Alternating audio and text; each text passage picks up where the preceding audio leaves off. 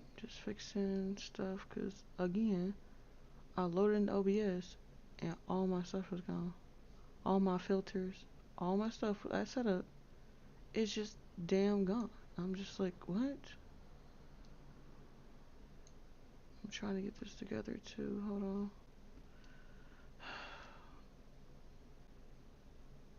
Damn chat thing is driving me crazy. No, I'm trying to move the chat that's above it, obviously. Okay.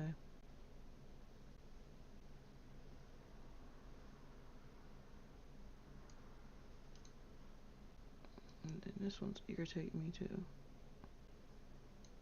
Thank you. That's all I wanted.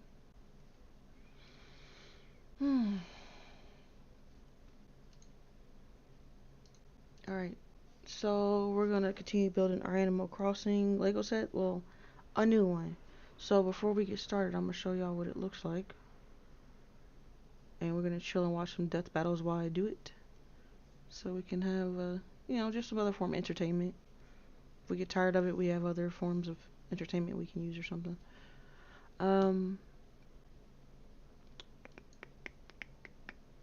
BRB, because we need to see the bigger picture.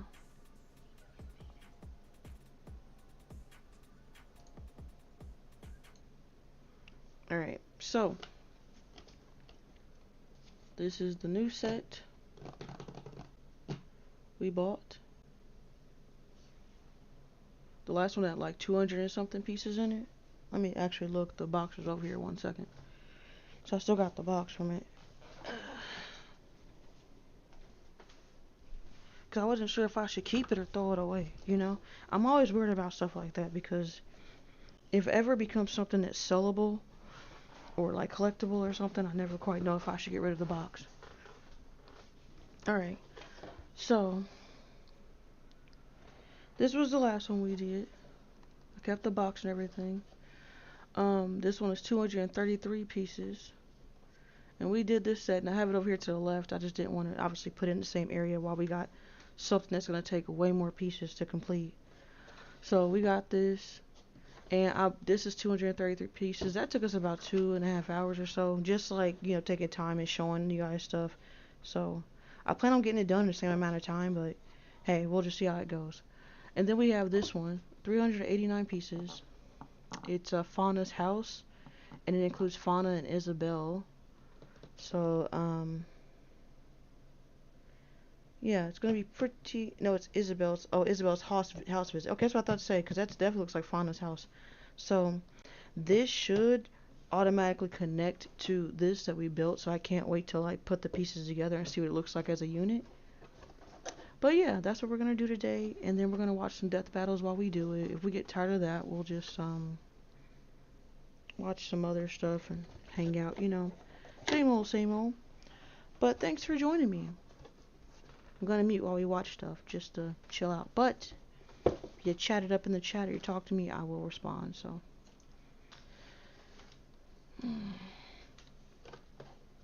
back to the scene.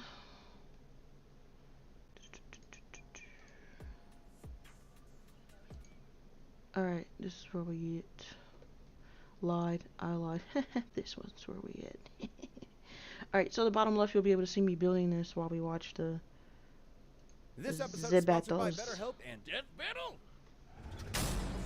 If it's too loud, just, let me know. I'm actually going to turn it down a little bit on the video. Just a smidge. Alright. Galactus, Devourer of Worlds. And Unicron, Almighty Chaos Bringer. That's right, it's the day we've all been waiting for. He's Wiz and I'm Boomstick. And it's our job to analyze their weapons, armor, and skills to find out who would win a death battle. Boomstick, what is the nature of evil? Oh, it's 3.5 beers too early for that kind of question, Wiz. No, seriously, is the wolf that hunts the hare evil? What about the bear that kills What's up, the Mira? wolf? Or the man that slays the bear? Is that evil or nature? Perhaps this question was on Gallon of Ta's mind as he hurtled toward the end of infinity. I'm pretty sure the question on his mind was, how do I turn this goddamn spaceship around? Eons ago, the planet Ta was a paradise, the most advanced civilization the universe had ever known. Too bad the universe was All right. coming to an end. I understand. I hate it when that that happens. The Ta'an scientist Galen watched as the rest Enjoy of the his race lurk. ignominiously perished and decided to die gloriously on his own terms. By flying a ship into the sun, just like great-grandpappy Boomstick, the crazy old coot. But instead of being vaporized on contact like great-grandpappy Boomstick, Galen got bitten by a radioactive god. As the last living thing left before the universe's end, Galen was visited by the sentience of the multiverse, who merged with him as part of a cosmic cycle of death and rebirth. As the old multiverse died, a new one was born, and the scientist Galen was no more. In his place was a being of untold power, the Ravager of Galaxies, Galactus. Well, despite looking like a masochist giant purple vibrator, G-Dog here is one of the strongest beings in all of Marvel, baby. And there's only one thing he wants to do: eat friggin' worlds. Galactus is so unbelievably, mind-meltingly powerful that strong doesn't really begin to describe him. Just being near him will begin to warp your perception of reality. In truth, he isn't even really a physical being with a soul anymore, but composed of energy itself. The power cosmic. Basically, your all-purpose space god magic that no good almighty ass-whooping god can go without. Sure, he can use it to blast your ass to unholy smithereens, but it's a lot more flexible, too. Described as being in touch with every other living thing at once, the power cosmic allows one access to a near-infinite pool of knowledge and the ability to sense danger ahead of time. I don't think there's a lot for him to be afraid of. He can manipulate matter, read and control the minds of gods, and teleport entire galaxies across the universe. The power cosmic allows him fundamental control over life itself, manipulating souls, creating new life forms from nothing, and even resurrecting the dead. And because his body is composed of energy, he can't really be hurt in the traditional physical sense. This allows him to grow or shrink his body with seemingly no limit, and alter his appearance. Wait. He chooses to look like that? His physical appearance matches the species observing him, so a human sees a human Galactus, a Skrull Galactus, and so on. Oh, so it's just like how I see the world. What are you staring at? What matters most to me in the world. Awesome. No, not awesome. Very not awesome. At least as far as Galactus is concerned, since witnessing his approach is itself the end of the world. You would only have enough time to pray to your paltry gods before Galactus consumed your entire planet, absorbing its energy into himself, then moving on to his next meal. Man, I guess his costume is appropriate because he sounds like a total dick. Like, come on, man. You watched your whole planet die. Now you're gonna go around the universe doing the same thing? It's not entirely his fault. Galactus' power is so immense that the only thing that can sustain him is the consumption of entire worlds. Without this constant feeding, he would perish, just as humans would without consuming plants or other animals. Kinda like how I hunt squirrels, because I hate each and every one of them. No, categorically the exact opposite, actually. Galactus isn't vengeful or cruel.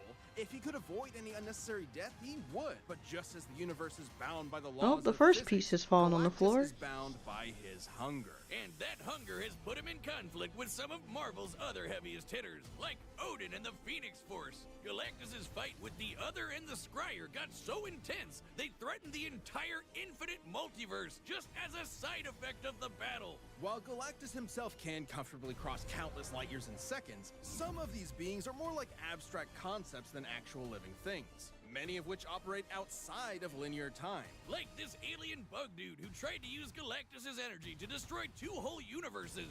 Even after being drained by him, he still nuked 3 whole star systems before getting a snack. Should he somehow be threatened by beings beyond even the scope of his power, Galactus crafted a device to solve all of his problems. The ultimate nullifier.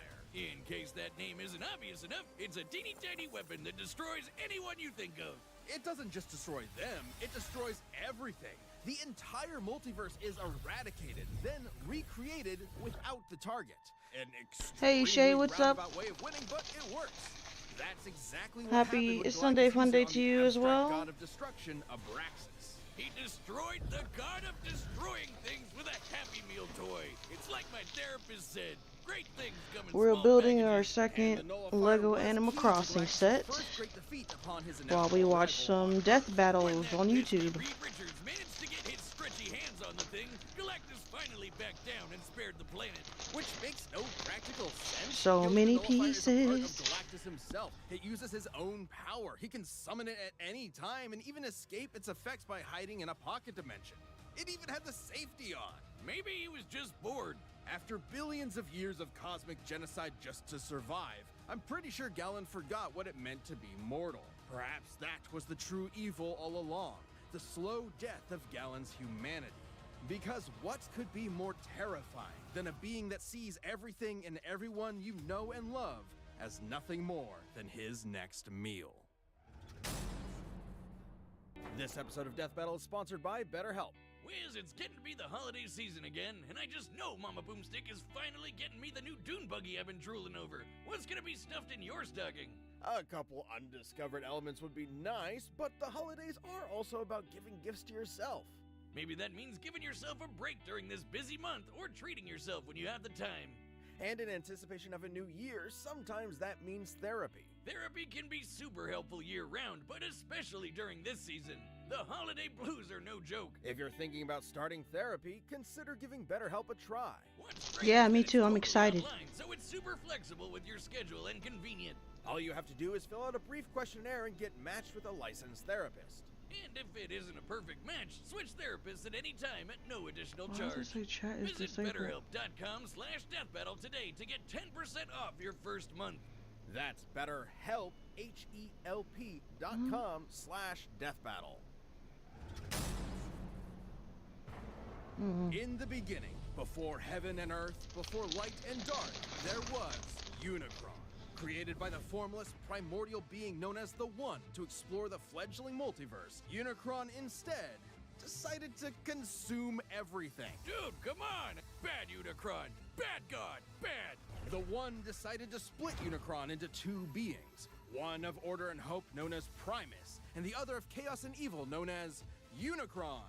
Again. Like all good sibling rivalries, they pushed each other's shit in over the fate of all existence. That is, until the goody little two-shoes Primus tricked his bro into imprisoning their souls in giant asteroids. Classic sibling prank. For me, it was the dryer. Primus terraformed his asteroid into what would later be known as the planet Cybertron, while Unicron did something different. Yeah, he turned his planet into a planet that eats other planets. Not only that, it can change. I don't think I'm gonna open bag 5 and 6 so that I'm not risking With this losing new any body, pieces. Unicron would travel the cosmos, consuming planet after planet and universe after universe. Not necessarily because of any hunger or need, but because Unicron is the physical embodiment of death and destruction. He is literally programmed to destroy everything. God's gotta do what a God's gotta do.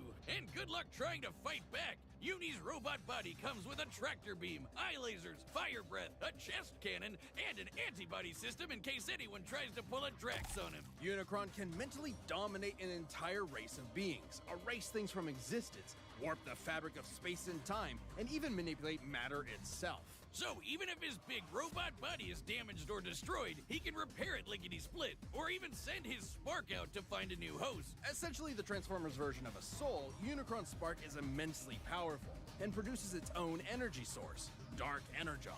Unicron is so evil that he can literally turn his bad dude energy into weapons of mass destruction, like unholy blades or planet-busting lasers. This Dark Energon will corrupt any that consumes it, turning them into a puppet of Unicron himself. It's also obviously the opposite of regular Energon, which is created by Primus and what fuels the Transformer race. So Unicron basically runs on the opposite of life. If he's death as a big robot, can he even be killed? Not by any conventional means. Even the destruction of his spark isn't guaranteed to end him. He will continue to exist as a necessary force that drives the cosmos. Anytime he's destroyed, he will appear again in a new universe. In fact, almost every Unicron you've seen in movies, TV, and comics are the same Unicron. Unicron is a literal force of nature. You can't reason with a hurricane that hates you. All you can do is see it and get the hell out of the way. But this hurricane is never gonna stop until you and everyone you know is DED dead.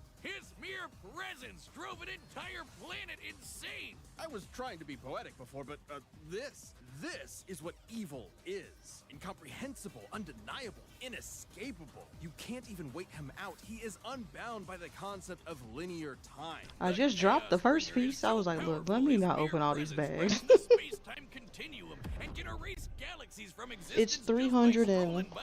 To be clear, it isn't the force he's generating by moving that destroys things. 389 It's his pieces. existence. His mere being is so overwhelmingly So, evil that this the is fact more that than the space-time last one. cannot fathom Unicron's It's presence. cute though. It's supposed to look really cute. Dude, no It's wonder he was Fauna's able to house, devour nearly a and quarter of Isabel the coming over entire for a visit. multiverse, one universe at a time. Estimates for the size of the Transformers multiverse vary, from over 15 quadrillion universes to an infinite number of universes, branching timelines, and planes of existence. And who better to portray a being who brings death to the universe than the man who gave birth to modern cinema? A final role fitting for an artist so much larger than life.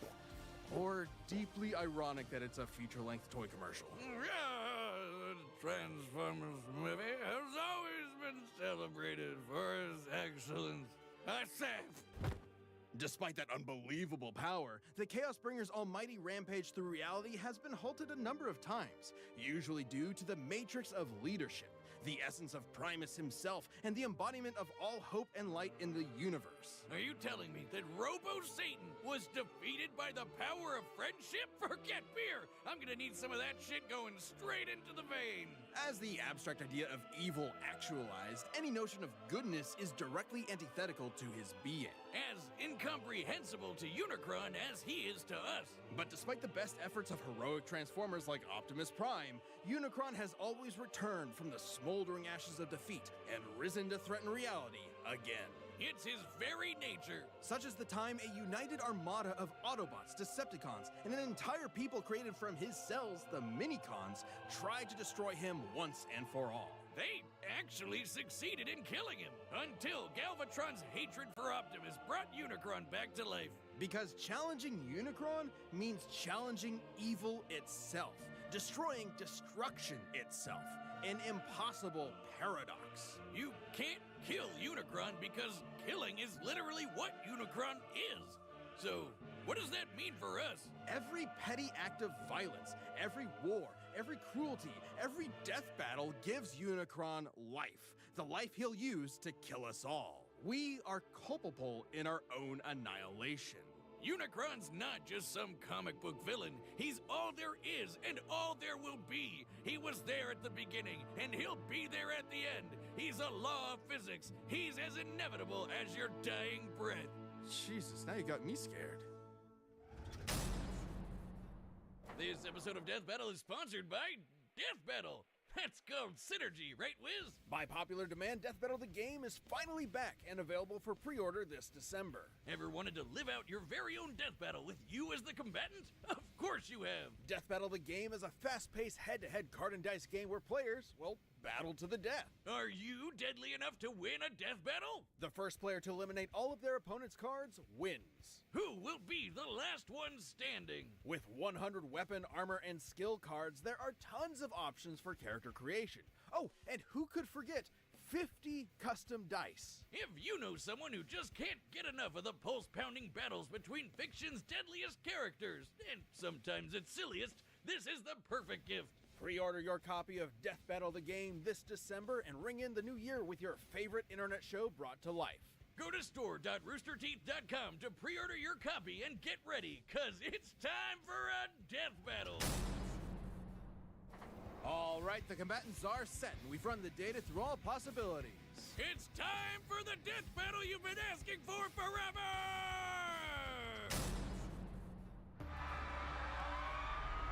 As all things must, your world has come to an end.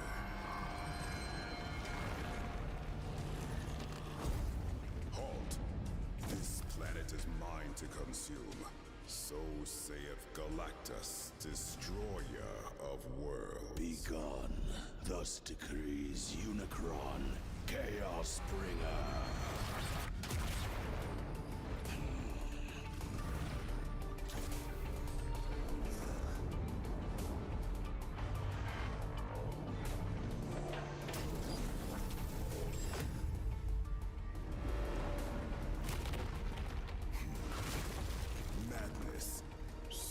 quick to beg for Oblivion's embrace.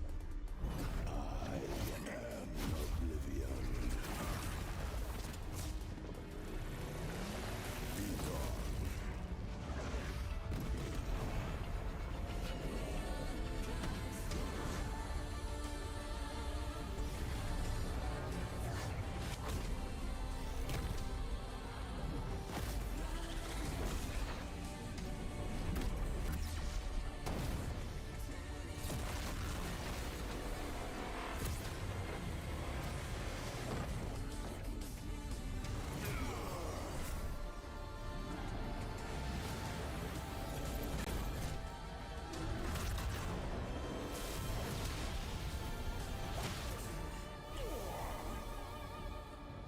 I am the power cosmic incarnate, not so easily felled.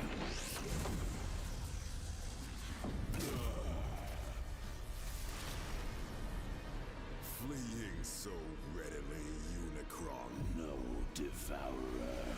Transforming.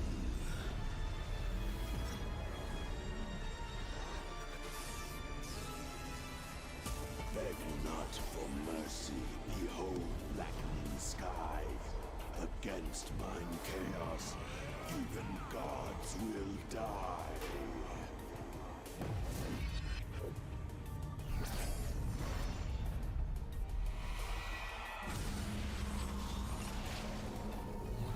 Galactus meets your challenge. Here's your goal. This world will bring destruction to it all. I am destruction, pure finality. In first and last, true immortality.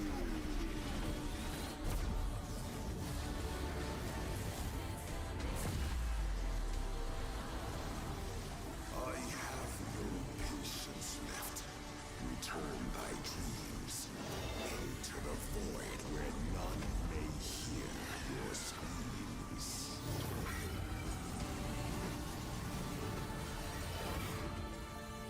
You know not the power which you command. Of course I do. Your death I thus demand. Finally, I have won. I've seen your power, bringer of chaos. Yet by my vigor thou hast much need. Witness the last fate that awaits you thus. For Almighty Galactus must now feed. KO! We know Galactus and Unicron were beings who could manipulate reality itself and do basically anything. Older than the universe, unbound by time, they had each other matched in a lot of ways. So it ultimately came down to which of them was more powerful. Both could threaten an entire infinite multiverse, but Unicron could only do so over time, devouring them one by one. While Galactus's battle with the Scryer and the other threatened to destroy the entire Marvel multiverse as just a side effect. Not to mention, Galactus tussles with cosmic beings like himself all the time. While Unicron is usually the top dog in Transformers, he's a big fish in a relatively small pond. Relative to Marvel, at least. That might sound better for Unicron at first, but it means he has way less experience than Galactus in full-on fights against dudes his size. And while Unicron has used Dark Energon to infect and corrupt other beings in the past, Galactus technically doesn't have a soul thanks to his cosmic rebirth from Galen. And he's fended off mental attacks before, so there's no real reason to think that would work here. And as lame as it is, the ultimate nullifier is just really overpowered. Despite Unicron being able to survive the destruction of his spark, the ultimate nullifier is significantly more thorough. Consider the time it was used against Abraxas, a being that embodied the abstract concept of the multiverse's destruction. Sounds like somebody you know? Even against someone like that, the good old Oli Nully had no problem erasing him from reality, and the same would happen to Unicron, while Galactus could always hide in that pocket dimension, just as he escaped the nullifier before. Unicron was an insanely terrifying threat, but Galactus had the power, experience, and arsenal to ultimately annihilate him. If you thought Galactus was going down in this fight, you were Unicron. The winner is Galactus. Season 10's done, but Season 11 is on the way. Thanks so much for watching, and a special thanks to our channel members for being champions this year. Get ready for more Death Battle in 2024. Honestly, I'm not surprised. Galactus is like a really powerful entity, so I already knew he was going to be gone before it even started. Where your shipping address types itself. Where all your tabs go everywhere you go. Where you can surf without getting fished. So this is a little Search stand Chrome for the a better tools. browsing experience. Let me skip this because I don't want to hear all that. It's a little stand for the tools. It's kind of cute. And before I build another one on stream, I'm going to work on my Son Goku. autofocus or something to try to figure out how I can get that set up. Question, and we're taking it all into play. We're examining So the Superman's little tools are on extensive there. mainline comic book canon. Given Dragon Ball Super's contentious continuities, we'll include all three, just to be thorough, plus Dragon Ball Heroes. He's Wiz and I'm Boomstick. And it's our job to analyze their weapons, armor, and skills to find out who would win Looks a like death battle. that's it for bag number 1 right now. Looks like we got a couple extra Far pieces, away, but I in an think they're enchanted like land, flowers an and old stuff. master found a boy So and I think we're marveled at supposed to his use them uncommon strength. for decorating This around the is house a story little bit of afterwards. Son Goku. Chances are, if you've watched some localized So we anime, made you this. can make this guy. Inspired by martial arts films Little and his wife's fence interest in Chinese culture, with Akira a carrot, Toriyama crafted the story a pumpkin, and the character that would define a generations watering to come. can. Dragon Ball! Kakarot was born a low-class Saiyan on the planet Vegeta, narrowly escaped its destruction by Frieza, and was raised on Earth by happy old Grandpa Gohan. Not just raised, but trained. Gohan began Goku's teachings in martial arts, which he would find to be his true calling under the guidance of Master Roshi. Specifically, he learned the Kame Senrin style, which focuses on discipline and tenacity, both of which strongly define Goku's character. The more he learned, the more he wanted to improve. This little low-class monkey boy would prove that hard work and dedication can beat raw talent. Within just a few years, he was so strong, the only worthy teachers left were gods. And a talking cat, but mostly gods. When you're training to dodge lightning, you know you're a few leagues over everyone else. He did have a slight advantage. Saiyans are naturally superhuman. They also take Nietzsche's famous words, "What doesn't kill you makes you stronger," very, very literally. It's almost unfair how much of a boost in power they get after they're hurt. While Saiyans like Vegeta may have abused this trait, it suits Goku. No matter how many times you knock him down, he will get back up, stronger than before. It helps that he knows so many I've dropped cool piece combat number 3 moves, now. like the Kamehameha. An incredibly powerful technique that focuses one's ki into a single point for a devastating beam. So challenging, it took Roshi decades to master, but Goku got it in like 5 seconds. It's incredibly versatile, with over 50 different variations. For example, Goku can curve the beam after firing, or even shoot it from his feet. But unlike most Saiyans, he doesn't just use ki to blow shit up. Moves like the Solar Flare, Energy Landbind, and God Bind require a lot more strategy and planning. Because while Goku isn't exactly book smart, he is a genius when it comes to martial arts. He doesn't just train to conquer his opponents, but to conquer himself. He's also got some different moves, like trapping you in a rice cooker. Well, pretty much any container could be used for the Mothaba sealing technique. Then there's Kaioken, aka instant steroids. Goku's multiplied his power by 20 with it before, and in a movie, he even got it up to times 100. What a badass! The Genki Dama, or Spirit Bomb, is potentially his strongest attack, but it requires considerable time. Unlike instant transmission, which is a teleport that's instant. The way it works is Goku detects another person, like a sort of beacon, then teleports to their location by launching himself through an alternate dimension where time stands still. Yes, according to the Daizenshuu guidebook, it's a dimension hop. You can actually see this in between space in some movies and games. And the dubs wanted us to think it shot Goku's molecules around at light speed. Silly English. The dubs did more than that. In fact, early dubs of Dragon Ball Z tried to rewrite Goku as a Superman figure. Even his famous speech on Namek about being the light in the darkness was originally about him coming to terms with his Saiyan heritage, accepting his anger and pride, avenging his people by defeating Frieza, and declaring himself the Super Saiyan. Hell yeah! If there's any scene that deserves the word epic, it's when he went gold. Super Saiyan and its sequels all have official power multipliers, but they threw us for a loop by turning Goku into a god. Super Saiyan God certainly changed things up. Goku gained Divine Ki, a pure form of Ki unspoiled by mortal hands. Unlike normal Ki, it can't be detected and appears to have healing properties. Kinda like Senzu beans. Did you know one Senzu has so much healing juice it can regenerate a person's lost limbs? They're missing out.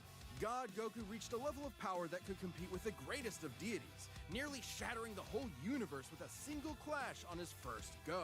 Dragon Ball's cosmology is unique. This model is said to be an accurate depiction of Universe 7, but there's a wrinkle there. When all of humanity went to heaven, Because Boo went berserk. Videl commented that heaven is just as large as a universe, and the Daizenshuu backs her up. And, that's heaven. Big planet. So let's scale things up with that in mind. Doing so would make Universe 7 over 1,500 times larger than our own observable universe. And Goku could destroy that much the first time he went God. And he didn't lose that power. He learned how to use it even better, even in base form. Now, imagine how much stronger he became when he stacked Super Saiyan on Super Saiyan God and became Super Saiyan Blue. Super Saiyan God, Super Saiyan. Yeah, not saying that. Or after he trained with some almighty angels. Or when he perfected the blue hairdo and stacked Kaioken on top of that. Goku has certainly performed great feats with God Ki, breaking through Hit's time stop by forcing himself into the future, holding off Infinite Zamasu, who was a sentient timeline, defeating Jiren, who shook the entire world of Void by just walking. He even tried out Hakai, the destruction god move that nopes you out of existence. Your being and your soul erased from all of time and space. Culminating in his greatest form, Ultra Instinct. Chrome Goku isn't a normal transformation, it's a state of mind. Ultra Instinct is the highest peak of martial arts, subconsciously making optimal choices because you're in the zone. Doing without thinking. Something Goku has always been trained to do. Technically, it can be used in any form, but when perfected, Autonomous Ultra Instinct makes you untouchable. No matter what comes his way, Goku will automatically dodge, block, and counter to the best of his ability, even pushing his body well beyond his physical limits.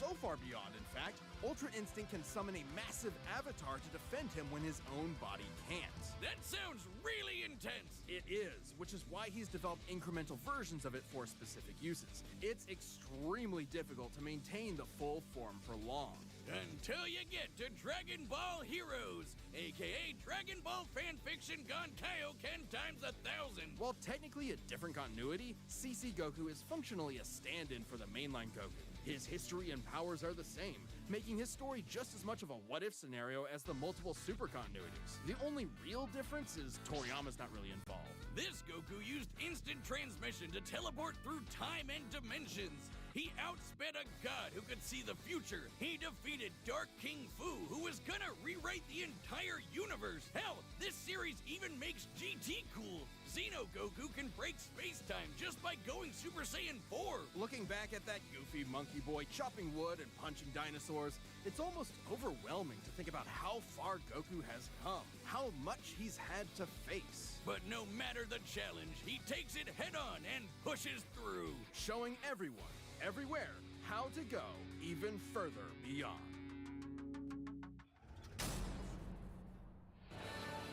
Faster than a speeding bullet, more power. Play War Thunder now. Join millions of players across the globe in massive battles on tanks. Powerful than a locomotive. It's a bird. It's a plane. It's Superman.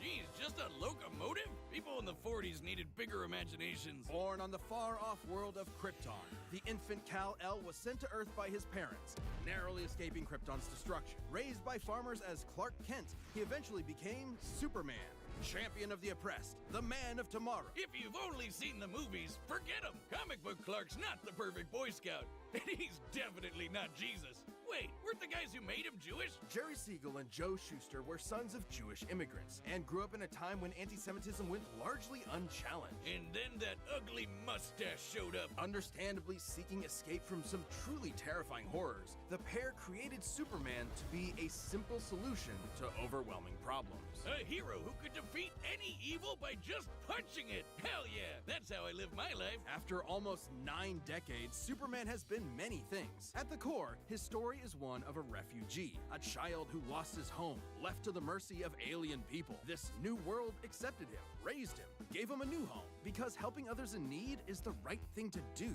That's why he became a superhero, the first superhero. Everything's gotta start somewhere, but he was the first one to really take off. I mean, not literally. It took a while, actually, before he learned how to fly. In fact, when Clark discovered his Kryptonian heritage, he struggled to accept it and subconsciously developed mental blocks, severing him from his true power, which he would uncover throughout his life. He's strong enough to shoulder press the weight of the Earth for 5 days straight, or crush coal into perfectly cut diamond. That's not how that works. He's fast enough to reach the edge of the universe in seconds, or even break the bonds of infinity. Wait, he can do all that, but Batman can punch him out? Really? You're probably thinking of Elseworld stories outside main canon like Dark Knight Returns. It's a good question though. Superman's powers have fluctuated over time for a variety of reasons. However, for Death Battle, we take the characters at their best. Yeah, like how his breath is so powerful he can sneeze away a solar system, or blow air cold enough to freeze ghosts. Speaking of, his X-ray vision doesn't just see through walls. He can see through your own body and mind to examine your soul. And yet, he can't see through lead. That's okay though, he can just burn through it with his face. Since he gets his power from the yellow sun, his heat vision burns with the fire of a star. And if beams aren't enough, he can blast it out of his whole body for a super flare. It used to totally drain him, but he's learned how to control it. Simply put, Superman's powers defy physics. My favorite examples of this are when he rebuilt the reality warping miracle machine from memory, or punched Brainiac so hard every version of him felt it through all of time, or when he gained 10 years worth of medical training through only 5 minutes of reading and then successfully performed lung surgery. Nice. My favorite example is when he smelled brownies in North Dakota from orbit. Even beyond his powers, Superman is no novice when it comes to the intricacies of battle. He's trained in Kryptonian martial arts, which uses Chi, or as they call it, Shriar. He even got summoned to Asgard to fight demons with Thor for 1,000 years. Superman can resist being erased from existence, such as tanking Darkseid's Omega Beams. Even Retcon and the Time Trapper, both of which hijack and alter timelines, can't touch him. Not because of his powerful mental defenses or healing factor, but because he's a cosmic linchpin in the greater metaverse. Timelines literally revolve around him. But let's address the S-shaped elephant in the room. You may have noticed we've covered a variety of Superman eras. Superman, and DC Comics as a whole, have gone through multiple retcons. Golden Age, Silver Age, Pre-Crisis, Post-Crisis, New 52, Rebirth, and so on. It would help to know which one is the main Superman, right? Well, they all are. Yeah, the latest reboots basically said everything in the main series is kinda canon, even when he had wacky powers like changing his appearance with a super muscular control. Ew. I guess he can still phase through almost anything, even people. Look, if you really dig into it, this isn't new. Plenty of characters have recalled events from supposedly retcon timelines before. Yeah, post-crisis Supes did start as less powerful than in pre-crisis, but that was because of the mental blocks. Though he's not a complete composite, there's so many other Supermen out there. Future Superman, Big Robot Superman, Commie Superman, Dinosaur Superman. There's a bunch. Still, this new canon has affected his abilities. For example, he and other Kryptonians can effortlessly travel through time. And while Superman's powers stem from the Earth's yellow sun, exposure to a blue star increases them even further. In fact, upon visiting a white star, he attained a whole new level of power. When that old baldy Lex teleported him to another galaxy, Superman just popped back up, saying space-time has lost its meaning for him. He really just said that. Remember, Superman defies physics. Like when he used heat vision to restart the universe by making an all-new Big Bang. We've seen that his universe has a radius of at least 100 trillion light years, but we can calculate a more exact figure. The DC universe is 15 billion years old and expands at 60 trillion light years per half second. This means its radius must be over 50 nonillion light years across. What? That's 31 zeros, and Supes helped make that happen. Well, about 1/5 of it. That's still immense power, but if you want something bigger, here's the Anti-Monitor blasting Golden Age Superman with all the energy of the antimatter universe. And then Superman, punched him. so hard it kickstarted another one of those reboots. Now, Superman does have weaknesses. There's kryptonite, of course, and exposure to red starlight can fade his powers over time. Not all at once. He has been able to move planets around while under a red star, so... And everyone knows Superman can't deal with magic, but it's more accurate to say he doesn't have any special resistances to it. He's defeated plenty of magic users before, even Shazam. Superman challenges the idea that absolute power corrupts absolutely. He's the goodest good guy of them all, but there is nuance to being good, even if he is the ultimate power fantasy, unstoppable and incorruptible. Such as when he took on the World Forger, one of the most powerful reality shapers in all of creation. Who was in the sixth dimension, crafting a whole new multiverse to replace the one Clark calls home. Who's gonna stop him? Superman could, and the Forger knew it. So he was trapped on a world with a sun so distant he could never escape. Or so the Forger thought. Instead, Clark found the strength he needed to fly at that sun, dip through a ton of stars, KO the World Forger, and shatter his new multiverse with a single punch. Because that's Superman, a simple solution to overwhelming problems. He's the kind of person to save a cat from a tree, answer Christmas cards from strangers, and tow hundreds of planets to a new galaxy all in the same day. What's not to like? Truth and justice has no better champion than the Man of Steel. All right, the combatants are set. We've run the data through all possible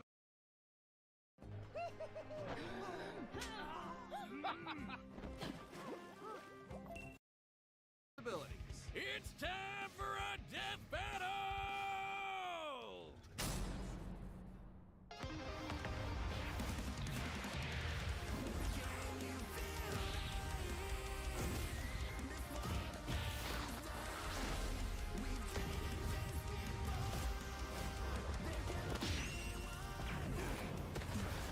Today's the day. We'll finally settle who's stronger. If you say so.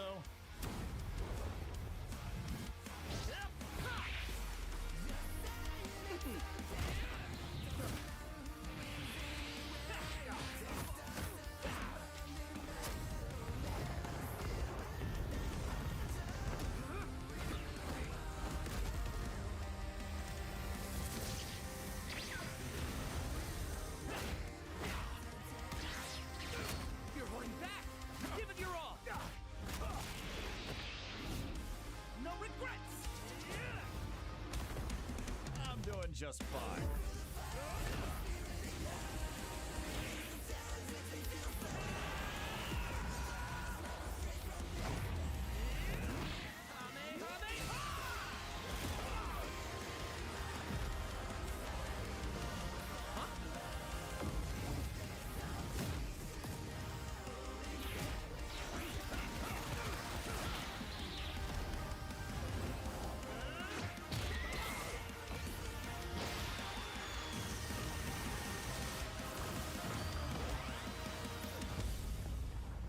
Oops.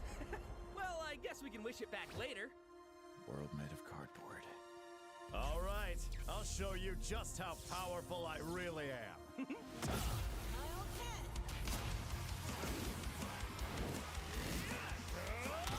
like a job for...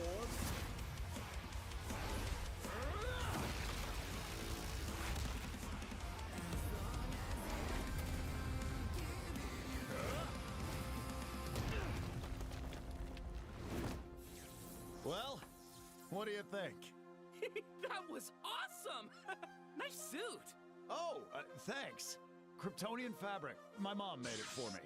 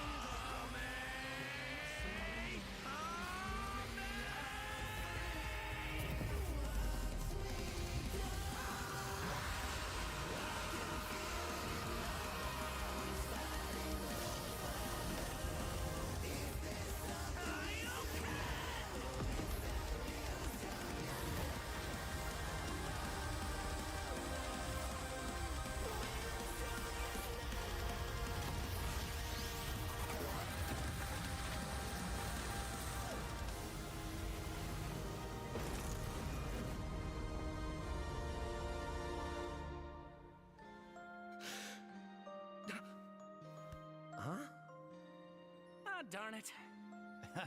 Almost had me there. That was actually pretty fun. Yeah, it sure was. But I'll be stronger next time. I look forward to it. Let's go again. You're on. KO! That's it! The final, indisputable answer! Who am I kidding? People are gonna argue this one forever. There's so many ways this battle could go, especially with all the other continuities. Yeah, for real. Goku would kick almost every other Superman's ass, except for the main one. There's a lot to cover, so let's address the 5 categories most representative of this fight. First up, strength. Both could hit hard enough to break or make their whole universe, or take it in stride, like when Superman got smacked by the whole antimatter universe. At most, Dragon Ball's universe is 1,505 times larger than our own. But based on the DC Universe's officially established age and rate of expansion, it is 1.6 vigintillion times larger, over a novemdecillion times more than Goku's. At some point, you reach a number high enough that it just doesn't mean anything anymore. Anyway, Goku's obviously gotten stronger since the Beerus fight, even by billions or trillions of times. He's defeated Jiren, Broly, Moro, and Fu. But even if we highball Goku by quadrillions or quintillions of times, the gap is just too much, especially with the World Forger feat. Not even Heroes competes with that. Superman takes the edge in strength. But strength isn't everything. Let's talk speed. Both are obviously way faster than light, but Superman crossed that mega-sized universe of his in seconds and flew faster than infinity. Makes sense, he can keep up with the Flash, whose speed is so ludicrous it's unquantifiable. Don't count Goku out, though. Flying across the entire afterlife in base form and outspeeding Eos's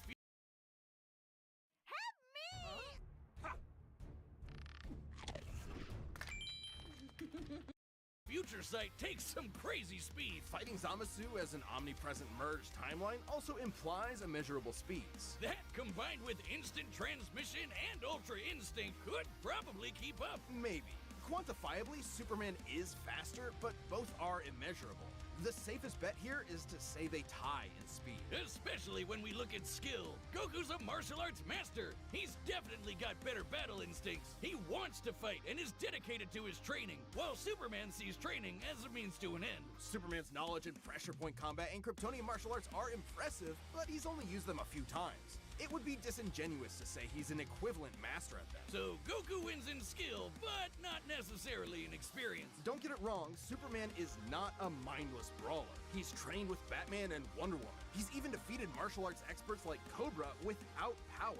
Goku has spent decades training, but Superman battled Norse demons for 1,000 years. He's also astonishingly brilliant, like when he reassembled the reality-warping miracle machine from memory. Experience obviously goes to Superman, but perhaps less obvious is our last category, powers. Hakai, Spirit Bomb, Mafuba, Instant Transmission, God Ki, God Bind. How does Goku not win with those? In Dragon Ball, Ki is dependent on physical ability, so it's different from magic. God Ki is simply pure Ki, and magic isn't an auto win against Superman anyway, whose greater strength could break out of something like the God Bind. Mafuba and the Spirit Bomb would take way too long, and Goku's never successfully used Hakai before. Even if he did land it, Superman's impossible to erase from reality. Like, he's tanked Omega Beams, which do the same thing as Hakai. Superman can time travel, countering Instant Transmission's similar ability from Heroes. And regarding teleporting him to a red star, ignoring the fact that Sans can't breathe in space, though Goku's certainly tough enough to withstand a vacuum, Instant Transmission requires another person to act as a beacon. He can't just warp to any red star. Even if he did, Superman could simply fly away and find a blue or white star for a supercharge. And Goku could not pull off the same trick twice, as Superman could phase through his attacks. So, that's it then. Clark has too many counters, so he takes the edge in powers and it's over. Well, I think there's something else. Goku versus Superman breaches a broader zeitgeist. It's more than just two characters fighting. For a whole generation, especially in 90s America, superheroes represented an unyielding status quo. Spider-Man, Batman, Captain America rarely change who they are or what they believe in. For a lot of people, that's tiring, and Superman is an icon of that. Then along came anime. There was a whole other world of ideas and stories for us sheltered Westerners to experience, and Goku's an icon of that. So while many see this as a debate between characters, others see it as a debate of ideologies and culture. And if that's what's at stake, who wants Goku to lose? you sure you're not overthinking this? It's not our intent, but it does call into question what we're doing. How can people agree with what we take as fact when fiction relies on interpretation? Are we stripping characters of their importance by simplifying them to contestants in a vacuum of violence? And if so, then what's the point? Because it's fun, Wiz. Damn it, man. There's more than one way to appreciate something. We're having a great time talking about awesome characters and slamming action figures together. And that's okay. Yeah, you're right. I'm just saying, no matter who you prefer, that battle was super, man. That's the worst pun. What? It fits them both. It's so lame. I don't see you doing any better. I do the math. The pun's your job. Well, maybe if you math as good as I punned, then Goku would have won. What is wrong with you? Hi, I'm Ben, the voice of Wiz. Thank you so much for watching. We are about to announce the next episode, but before we do that, if you're not a Death Battle member yet, click that join button below. See what you're missing.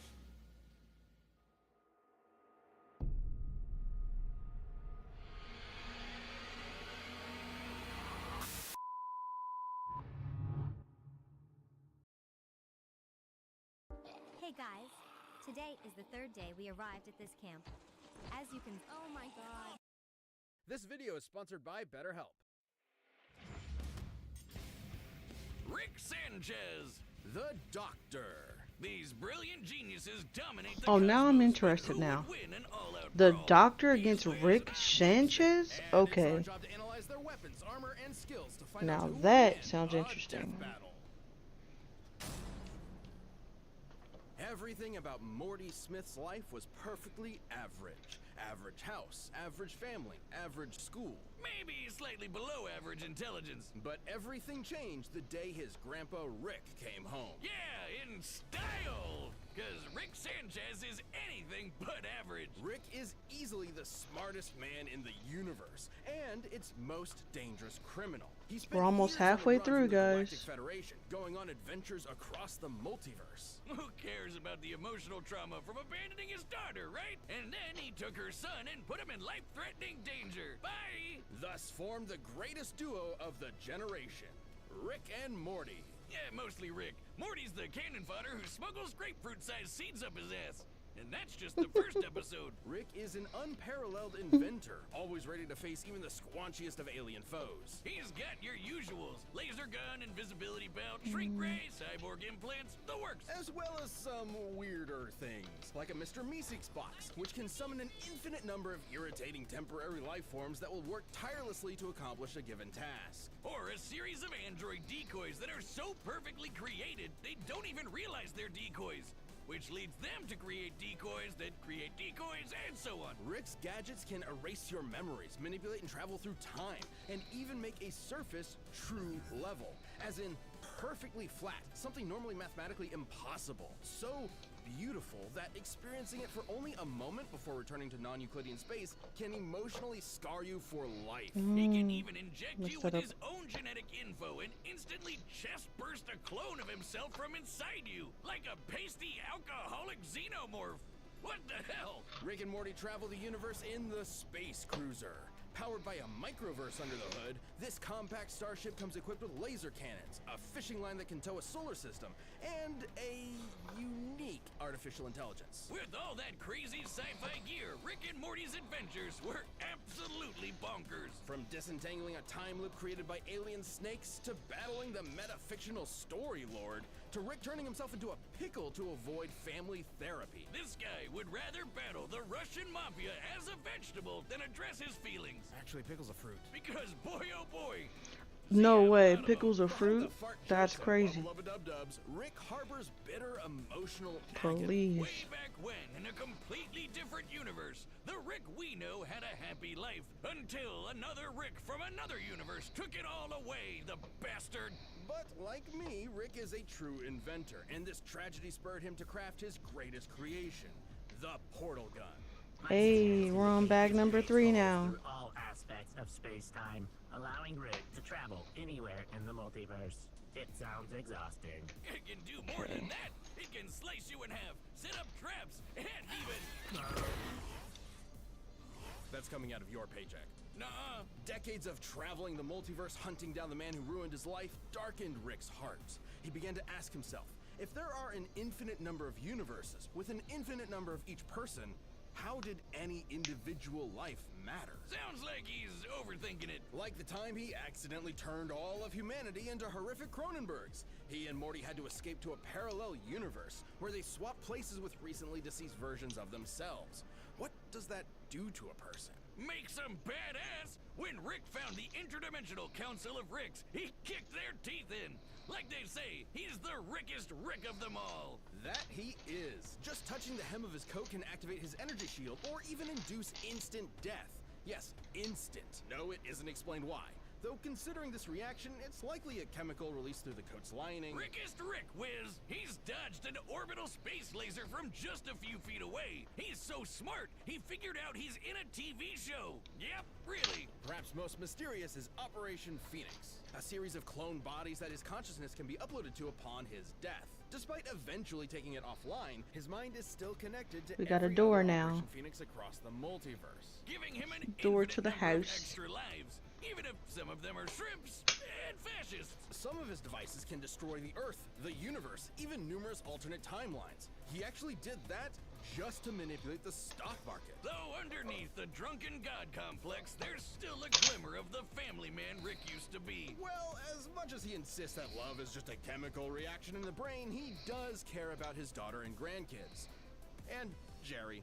Sometimes. He's taken on an alien Zeus, the president of the United States, and the actual devil, even exiting the bounds of fiction into meta-reality, fighting Jesus H. Leaping Christ himself, and meeting Joseph Campbell. Talk about a hero's journey. Challenge Rick at your will. He might look like a scrawny, drunken septuagenarian, and he is, but he's also, somehow, the greatest warrior in the universe. And you can lick his balls.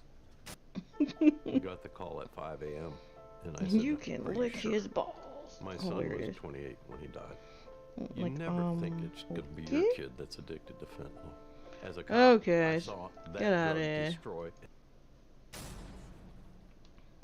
Ian Chesterton and Barbara Wright were just your average Oh, wait, school I put the wrong teachers piece on with there. a less Ugh. than average student. Susan was Oh, that was odd, right. 6 pieces. almost like an alien. Yeah, 6 little And when prong they met her things. Okay. grandfather and his police box, they found out why. They were aliens, and that police box was the TARDIS, a 2-in-1 Hey. spaceship and time machine. Thus, they were whisked away into the stars, kicking off over half a century of timey-wimey adventures with a revolving cast of companions like Sarah Jane Smith, Rose Tyler, the Brigadier, Amy Pond, and If anybody so many out more. there Complete with the cheesiest special has been effects watching you've the ever new seen. season of This Doctor Who, madman with a box tell me had a what you think name about it in the never tell, and comments. a history he would always run from. He was only known as the Doctor. Doctor Who? Exactly. Doctor Exactly? Though the Doctor's origins are shrouded in mystery, we know they were born several thousand years ago and earned degrees in cosmic science and higher dimensional physics. But he got bored with the stuffy Time Lord bureaucrats, stole a TARDIS, and explored time and space as a runaway. Who can forget those adventures, chasing dinosaurs on a spaceship, dueling Robin Hood with a spoon, or shoving Hitler in a closet? Yeah, we know it's kind of weird. It's British. But if you don't know who's who, you're probably wondering, who are all these people? A bunch of old guys, young guys, a lady, and one of the Three Stooges? What? The Doctor is a Time Lord from the planet Gallifrey. Time Lords may look human, but couldn't be more different. Not only do they have 2 hearts, they literally experience time differently. They can see past, present, and future all at once. They can resist temporal phenomena such as time stops and can tamper with fixed points in time. They're effectively acausal beings. This makes them super hard to predict and nearly impossible to erase from any timeline. They can even breach the bounds of space and talk directly to you. Yes, you at home. Hello there. Time Lords are practically walking Deus Ex Machinas. In fact, a lot of them would be proud to be called that. Yeah, the Doc ran away for a reason. Time Lords are a bit dodgy. The Doctor has hypnotized with a glance, resisted mind control, survived deadly radiation, and even learned transmigration. As in, the ability to summon an object out of thin air. Sounds crazy, but it's apparently standard fare for Time Lord Academy. But the reason why there are so many doctors is that Time Lords have a funny way of cheating death. Upon receiving a fatal wound, the Doctor undergoes regeneration, gaining a new, healthy body. It's way more than that. While reloading, the Doctor has regrown lost limbs, become strong enough to knock down steel doors, and even weaponized his own time energy. Downside being, if a Time Lord dies during regeneration, that ends the process permanently. To date, we've seen 14 versions of the Doctor, plus a few extras mixed in here and there. Hell, by the time you're watching this, you've probably seen the 15th.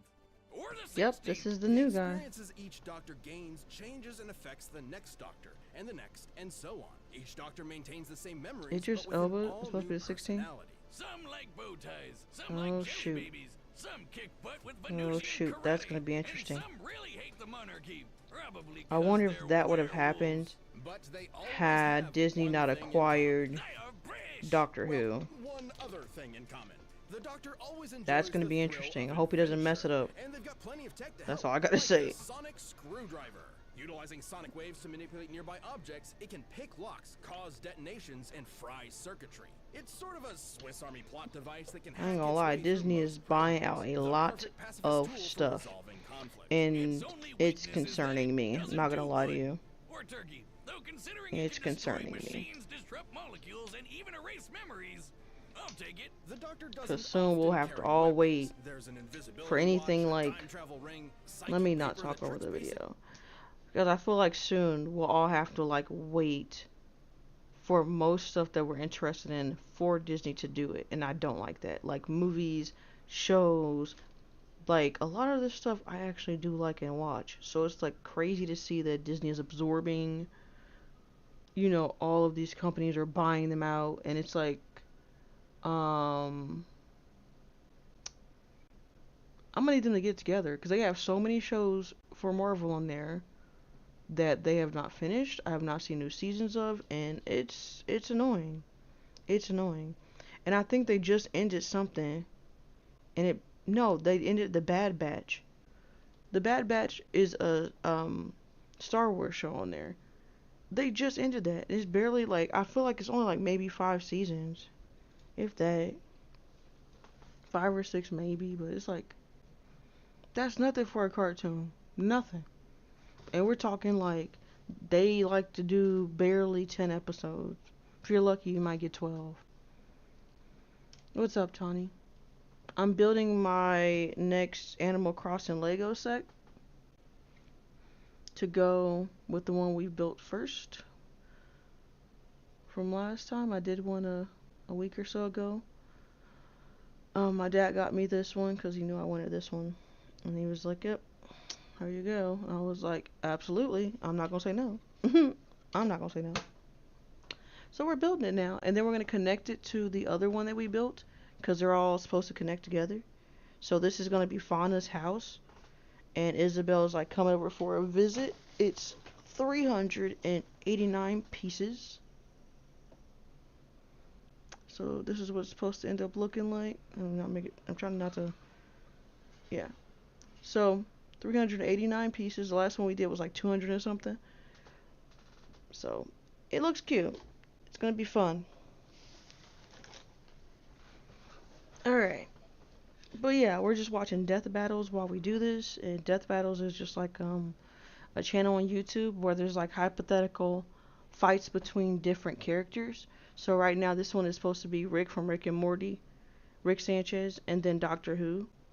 So Doctor Who recently was bought by Disney, and the newest season is actually, I don't know if BBC helped produce it or if Disney was responsible for it, but I believe Disney is responsible for this season because it's been like a year, I think, or something, since a year or so since the last season.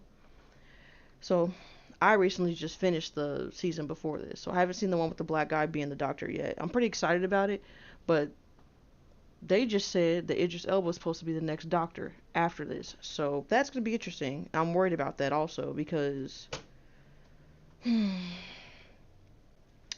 don't think that would have happened had Disney not bought out BBC or bought out the Doctor Who franchise. Let's say that, not BBC. Let's say they bought out the Doctor Who franchise, because I don't know if they bought anything as far as BBC. I know they bought the Doctor Who franchise. So it's going to be produced through Disney now. I'm just kind of concerned because I'm like, I like this, so I hope they don't mess this up. And as long as Disney makes us wait for things, I don't like it. I'm not gonna lie to you. I don't like it. I don't like them being in control of all of this. So I just hope they don't muck it up, you know? I hope they really just don't ruin it. I can't stand when these huge profitable companies buy out everything and then next thing you know, nothing is being produced. Or we gotta spend more on their damn subscriptions for us to, like, watch the stuff. And I feel like that's gonna probably be the route Disney's gonna take, and I'm just like, ugh. But Idris Elba being the next Doctor, I'm gonna tell you right now, if that's the truth, he better not mess it up. That's all I gotta say.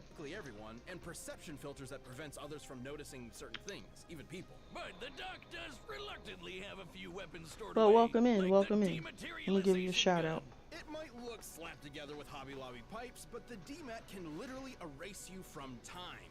As in, it causes you to have never existed in the first place. But if you never existed, then the gun would have never needed to fire, which means you weren't wiped from existence, which means the gun would need to fire, which means... Did you say something? That's not the only time erasing tool in the Doctor's box. But we gotta talk about, you know, the box. Shabby blue police box on the outside. Incredible time machine that's bigger on the inside. This is the TARDIS. The time and relative dimension in space is a sentient ship that travels space and time with ease. It's strong enough to tow planets, powerful enough to stop antimatter from destroying the universe, and tough enough to tank lightning from Zeus. Yes, the god Zeus. It can even adjust its interior to an infinite degree, both in terms of space and time. So, if the TARDIS doesn't like you, you might get lost inside it forever. Don't piss Yep, off the that is TARDIS. very true. Or any of the Doctor's enemies. Some of the universe's deadliest monsters. Cybermen, Zygons, Weeping Angels. The Weeping Angels, bro? If y'all were here when I did the cosplay for, Even when the Doctor prefers not to resort the to 11th fisticuffs, Doctor, he's tough enough to survive those bolts of lightning motherfuckers are that scary. vaporize an ordinary human. He's even dodged The half a Weeping dozen Angels disintegration are rays scary. while also improvising several thousand calculations in a matter of nanoseconds. Yeah, the Doctor's super smart. So smart, his brain Oh, once my goofy powered a self. 1,000-year-old supercomputer. The Doctor's outwitted cosmic entities like the Great Intelligence, the Time Lord Nemesis, the Master, and apparently the original Satan, who isn't even the most frightening alien in the multiverse, because that would be the Daleks. Yeah, and it's funny because they look like tin cans, yeah. But they can exterminate anything that gets in their way, even all of space and time. Yep. Like when they battled the Time Lords to extinction in the last Great Time War. A war that showed a darker side to the Doctor. Thrust into a conflict that put all of reality at risk, the Doctor became a warrior, a soldier, a killer. A sight of him that had always been there, hiding just under that cheeky grin. Finally, in a single moment, the Doctor pressed a big red button to end the war, and all of Gallifrey, once and for all. As much as he didn't like the Time Lords, the Doctor cares for life above all things. So genociding his own people was the worst thing that could possibly happen. As the last of the Time Lords, the Doctor proved to be the most dangerous person in the universe. Isolation threatened to turn him into the very type of Time Lord he despised, a master who controls the laws of time, the Time Lord Victorious. And God help your immortal soul if you piss him off. If he's desperate or if you threaten his friends, you won't be prepared for how far he'll go. Like trapping you in every mirror in existence, imprisoning you in the event horizon of a collapsing galaxy, or suspending you in time to be used as a scarecrow. Fortunately, Gallifrey wasn't destroyed. It turns out the Doctor, all of the Doctors, saved the Time Lords, but just forgot about it until time could catch up to them. It's complicated. Still, even their biggest L turned out to be a dub in disguise. That's how you know you're fantastic. But a Doctor's job is never finished. Without witness, without reward, you'll never know when they'll show up to save the day. But if you happen to be up against the Doctor, there's really only one thing you can do. Run. This video is sponsored by BetterHelp. It's that time of year again. The weather's getting colder, the days are getting shorter. It's the seasonal blues. Feeling sad these days is totally natural, but you can help counteract those feelings with therapy. It's something to look forward it's the to chimney. keep you grounded, and most importantly, to give you tools as you move forward in life. It's a chimney And for the as we near top of the end house. Of the year, the things everybody wants to do can get stressful. If you want help managing the chaos of everyday life or actionable strategies to deal with trauma and loss, therapy might be for you. BetterHelp is entirely online Hold and suited on. to your schedule. All you gotta do is fill out a brief questionnaire to get matched with a licensed therapist. And you can switch therapists at any time for no additional charge.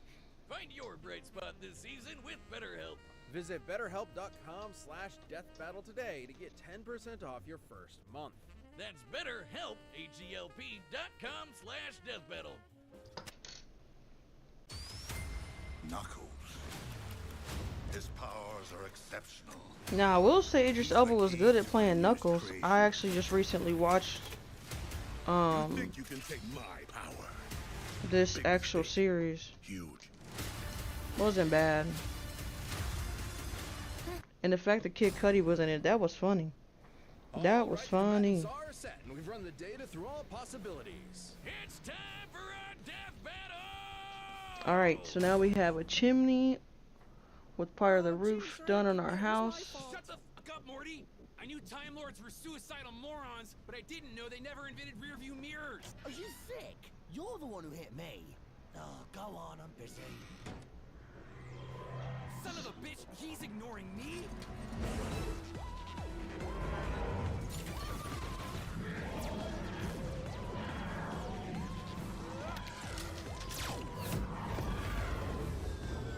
Holy, it was ship! Keep Morty safe. What are you... Uh-oh! No!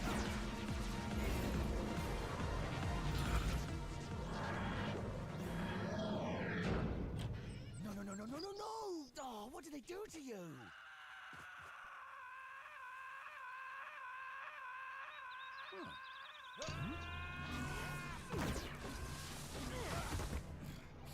Right, fine. Queensbury rules? A bit of Venusian karate? Keep quipping, asshole. Maybe you'll find a good joke on the ground next to your teeth. On guard!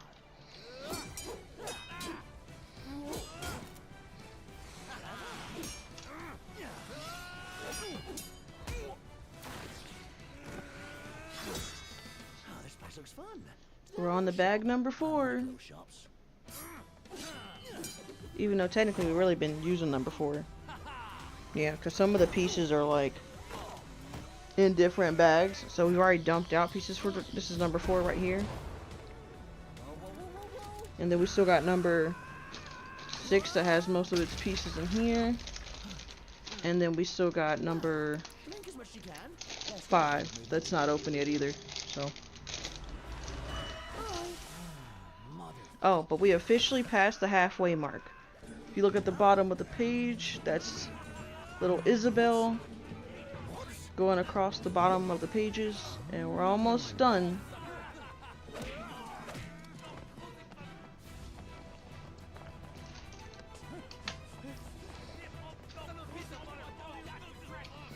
Oh, you brilliant old girl. Switching rooms around. Fantastic.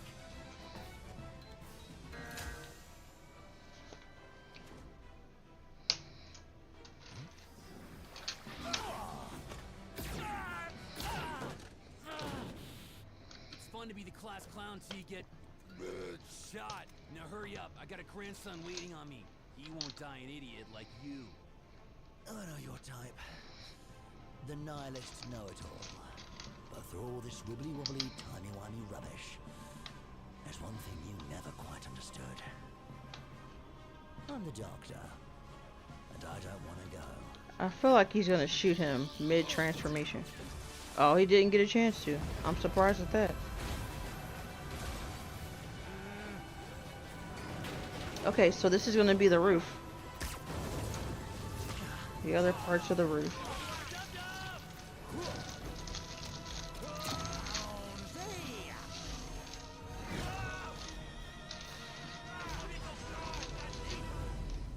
Gonna move our little pumpkins over here.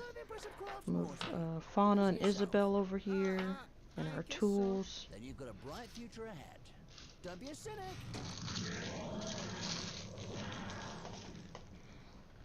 Morty, if you forget me, I'll haunt your ass.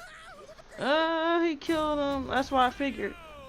Live by the portal, die by the portal. Let's break this down. First off, Rick and the Doctor could both dodge lasers, making them pretty even, so neither could reliably win a quick draw. Also, neither have shown any consistent signs of strength all that different from an above-average human. The Doctor could get a superhuman strength boost during regeneration, but that is fairly incidental. So as far as physical ability is concerned, neither had a significant edge. But when it comes to weapons, Rick had way more deadly killing machines, a lot of which could wipe out whole planets, galaxies, and more. If he could get the jump on the Doctor, he'd have a good chance of winning. That's what I was thinking. Similar speeds meant he probably wasn't getting that opportunity. Yeah. There's no denying his firepower was superior overall, but that still had to contend with the Doctor's technology. Yeah, despite all of Rick's crazy inventions, most of which could kill a normal person instantly, the Doctor matched or countered pretty much all of it. Being a Time Lord meant he could resist any time-warping trickery Rick threw at him, and the sonic screwdriver could hack and even destroy nearly everything Rick had. The Sonic has even disabled teleportation and time travel technology before, making it more than capable of hijacking Rick's portal gun, which has been hacked in the past. With that gun, Rick was kind of a sitting duck. Operation Phoenix makes killing Rick permanently almost impossible, but the Doctor's reality-altering tech like the DMAT meant there would be no Rick left to upload to a new body at all, effectively ending the fight in a single shot. And that was hardly the only reality-warping super weapon the Doctor had access to. The Doctor's technology presented a clear advantage. Now let's talk ships. This one's pretty clear-cut. The space cruiser was a deadly machine that towed a solar system, but the TARDIS single-handedly held off a universe-destroying event. That's an edge for the Doctor. But perhaps most important of all was their experience and intelligence. Rick mastered space and time to the point of becoming a veritable god. But you could say the same for the Doctor, who is way older. It's kind of like the Doctor has been Rickin' for many times longer than Rick himself. And when push comes to shove, the Doctor is just as experienced of a warrior as Rick ever was, if not more so. 11 spent 900 years battling Daleks, Cybermen, Sontarans, and more on Trenzalore and came out on top. And don't forget how quickly the Doctor can formulate, calculate, and initiate plans. Like when he dodged half a dozen rays and improvised thousands of calculations in his head to siphon the ray's energy into a teleporter, all in a matter of nanoseconds. Rick usually relies on being the smartest guy in the room. When he's forced to battle people at his own level, he's often outsmarted, like with the Prime Rick or, gasp, a Morty. Rick was a formidable genius, but the Doctor's incredible technology, unmatched intelligence, and thousands of years of experience gave him the win. Ah, geez. I bet Rick was absolutely mortified to lose. The winner is the Doctor. Hey. Hi, I'm Ben, the voice of Wiz. Thank you so much for watching. We are about to announce the next episode, but before we do that, if you're not a Death Battle member yet, click that join button below. See what you're missing.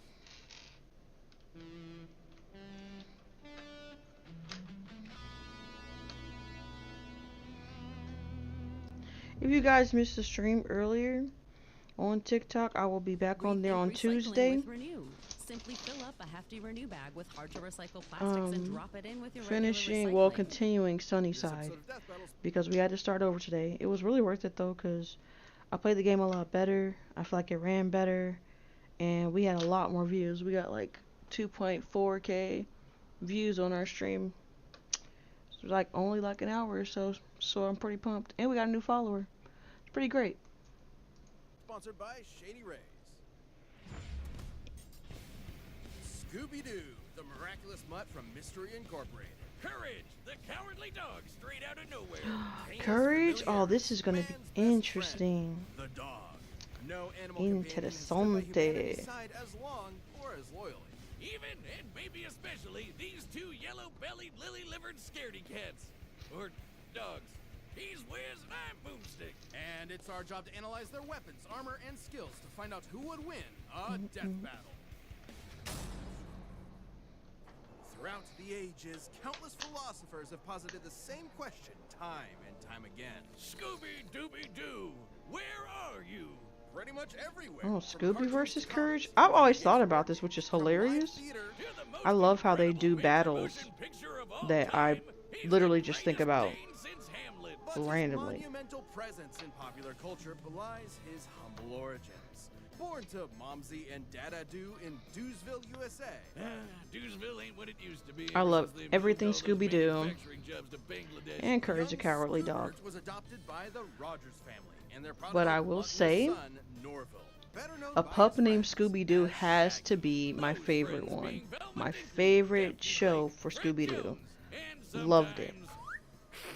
With their powers combined, they are Mystery Incorporated, a cadre of snot-nosed teenagers traveling the Nixon-era United States in a cushed-up Volkswagen, foiling seemingly paranormal crimes and unmasking corrupt authority figures. All of whom definitely would have gotten away with it too if it weren't for those Meddling kids. and their dog. Scooby-Doo. is indispensable in Mystery Inc. investigations. Great Danes were bred by 17th century German nobility to hunt bear, boar, and deer, which means he's a master tracker. Scooby's super sniffer nose can root out the bad guys no matter how well hidden.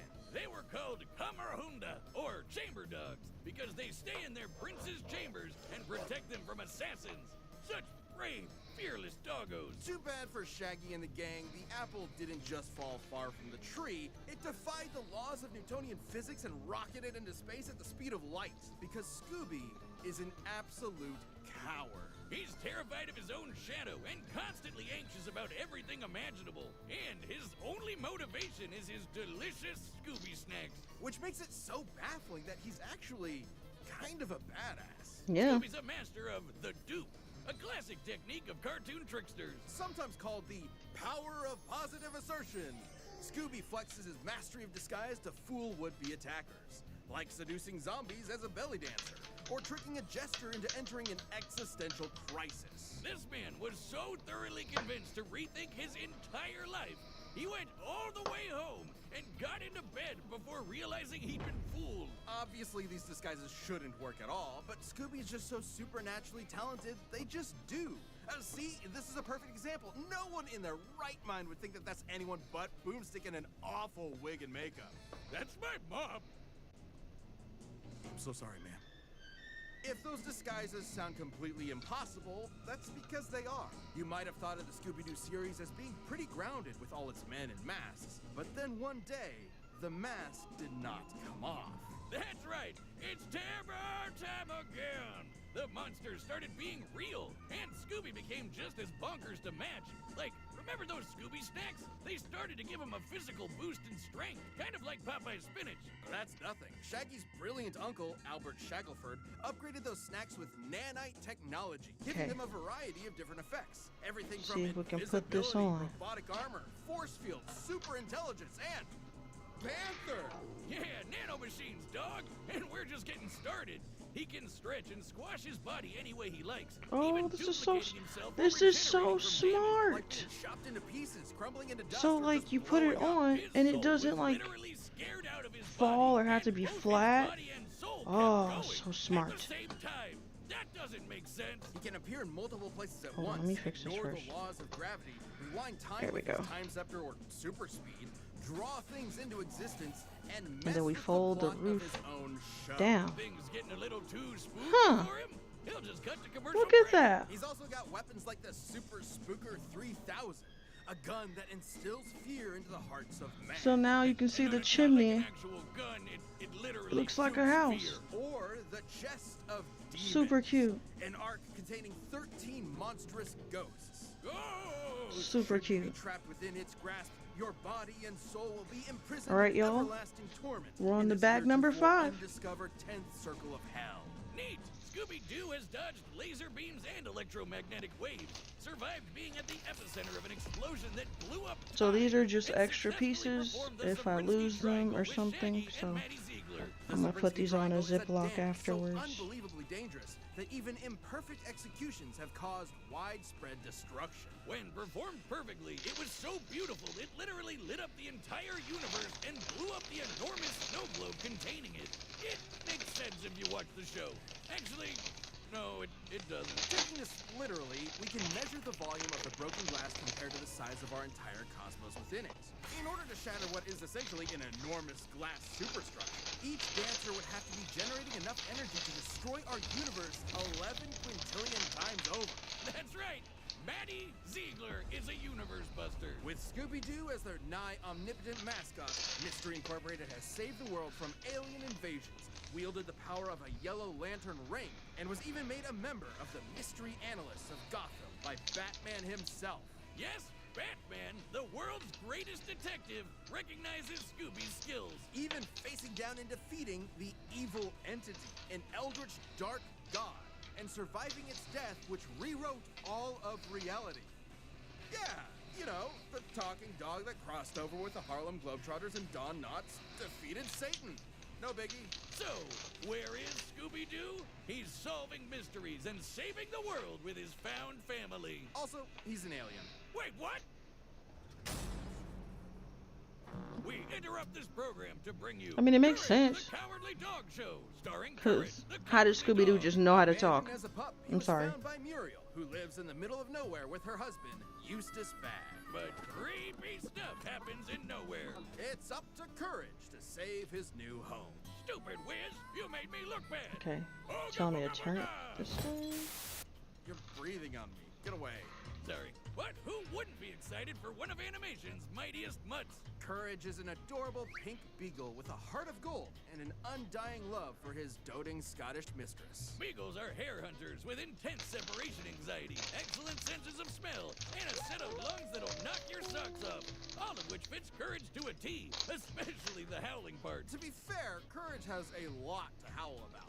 Nowhere USA is a magnet for interdimensional weirdness, attracting some of the strangest freaks in the world. Like master criminals, cats, and LaQuack, mattress demons, mummies, weremoles, mad scientists, gods and goddesses, aliens, robots, alien robots, this chicken, the king of flan, and of course, the United States government. And poor Courage is absolutely terrified of all of it. But his devotion to Muriel means he'll always step up and fight the good fight. Good thing he's kind of a genius. He's a brilliant engineer capable of whipping up the most devious of traps almost instantly. And he's got an unending supply of tools at his disposal. Everything from his trusty mallet to grappling hooks, ray guns, flamethrowers, chainsaws, bombs, beagle-sized cannons, yo-yos, a mind control helmet, vampire hunting gear, and the God Bone. An ancient artifact that is completely irresistible to any mortal dog, forcing them to lick it until they die. Except for Courage, of course. I guess if you have the willpower to stare down a gigantic purple foot mobster, you can resist even the most delicious of treats. And he can pull all of this stuff out of his ass anytime he wants. He always has exactly what he needs. All thanks to his computer named Computer. A sentient desktop which knows almost anything and everything, even if he has a bit of an attitude about it. Which means he's always prepared, especially when he can shapeshift his body into literally anything he can think of. From inanimate objects to monsters to different animation mediums entirely. Courage usually uses this as a form of charades to communicate with others, but don't get it twisted. These aren't just visual animation gags. His body is Oh, we're making a actually sleeping bag. Courage's body is a canvas upon which his imagination runs Making a wild. sleeping He bag. can stretch to crazy lengths, shrink to microscopic sizes, turn invisible, appear anywhere he wants, or duplicate himself. He's also effectively immune to damage. Oh, he still feels pain, but apparently his sheer terror overrides it. Like the times he tore himself in half, or turned himself fully inside out. The dude somehow vaporized his entire body completely, without even ash remaining, and he just popped back good as new. Classic cartoon shenanigans, but technically anatomically correct. Until it isn't. Courage can create objects from his imagination and often breaks the fourth wall, directly addressing the audience. Now, you would think being an impossible-to-kill force of nature would boost his confidence a bit, but isn't that what anxiety does to you? It undermines your sense of self-worth and magnifies the problems around you. Sure, but Courage is also fighting gods just as powerful as himself. Like this enormous alien which could spike meteors so hard it spun the Earth 1,000 years into the future. That's crazy. Then I don't blame got shot Courage out of a though. cannon that From where punched he him lives, through the moon, bro. only to get slapped by that I wish same I alien would. and sent crashing back Release to the the planet. slug. Nah, I'm good. Courage is strong I'm enough to good. physically patch up holes in the ozone layer. hold Muriel, stars in lucky his she still got a hands, dog, and cause I'd have been scream out of so there. loud, he shattered Release the the sun. slug. Scream like that would be like getting hit with over 100 septillion hydrogen bombs all at once, which is, you know, A lot. And keep in mind, the sound waves of his scream would have had to travel through the near vacuum of space. Basically a complete scientific impossibility. Next time you replace my beers in the fridge with LaCroix, I'm getting my boy Jack Spaniels to blow up the sun. You've been warned. Jack Spaniels. That's not all. Jack One time he operated Spaniels. a Peloton controlling a UFO and pedaled it fast enough to fly past Saturn, enter hyperspace, and cross the Milky Way galaxy. Though Courage's greatest challenge came from inside his very home. A monster who tortures his poor pooch every single day. A depraved, Straighten it up psychotic a little bit. motherfucker. The true Prince of Darkness. The greatest villain in cartoon history. Eustace. He even directed all of Courage's greatest foes like a legion of doom, all to mercilessly beat Courage to a pulp in a game of dodgeball. It gives all Eustace is an rednecks a bad asshole, name, bro. Wiz. I want to end him. Low. Okay, well, Courage's accumulated PTSD always held him back until he met a kindred spirit, another cowardly monster-hunting hound, Scooby-Doo. Oh yeah, I remember him. Together, they discover the source of Nowhere's weirdness, a dark Oh matter yeah, I need nature to that watch this because I heard about this. itself. I just came across this. Wiped out the dinosaurs. I'm gonna Its watch dark that matter can probably rewrite the laws of physics, tomorrow. Control minds, and turn Here's Courage into a the- giant kaiju. Taking the meteor for himself, Here's our Courage sleeping finally bag. faced his fears, defeating this The cicada D20, queen what's up? godsend Thanks so and much saving for the his raid, family once friendo. and for all. Yes, even Eustace. Let me So pause let there this. be a lesson to any who How goes it, friend? How was the stream? I saw you were trying to beat that guy again. How did it go? It's going. We're almost done. We're more than halfway. Little Isabel's at the bottom of the page. She tells us when we're close to getting done. So we got this much left. Almost done. Yes! Let's go! That's awesome. That is awesome.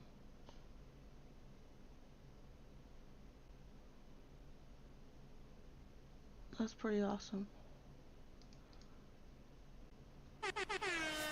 Hey. Yep, I am streaming there currently as well. Also, the new channel redemptions are in with the channel points, so you can actually use them. They're extremely low right now. So I'm pretty excited. But thank you so much, friendo, for the raid. I really appreciate it. Everybody, I'm Nostalgia Nerdist. If you do not know, I try to be a variety streamer, but really, I'm just chaotic. And, you know, things just happen the way that they happen. But I like to play cozy games. I like to play chaotic games. And clearly, I'm a pro streamer because everything always breaks down because I'm a pro streamer. But thank you so much, D20. Hopefully the stream was fantastic. And I'm so happy to hear that you beat that boss because I know I was in there watching and I was like, bro, I want him to win, okay?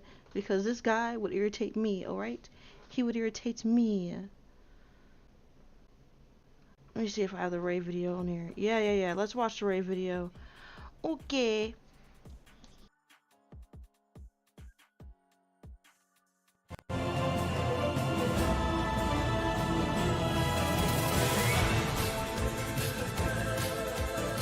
Nope.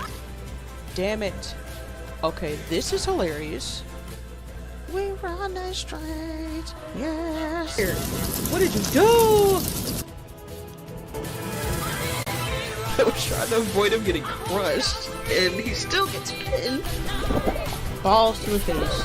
Balls to the face. Balls to the face. I'm a fucking flying fish!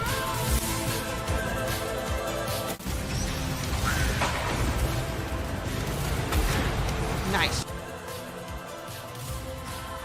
Loosen him up.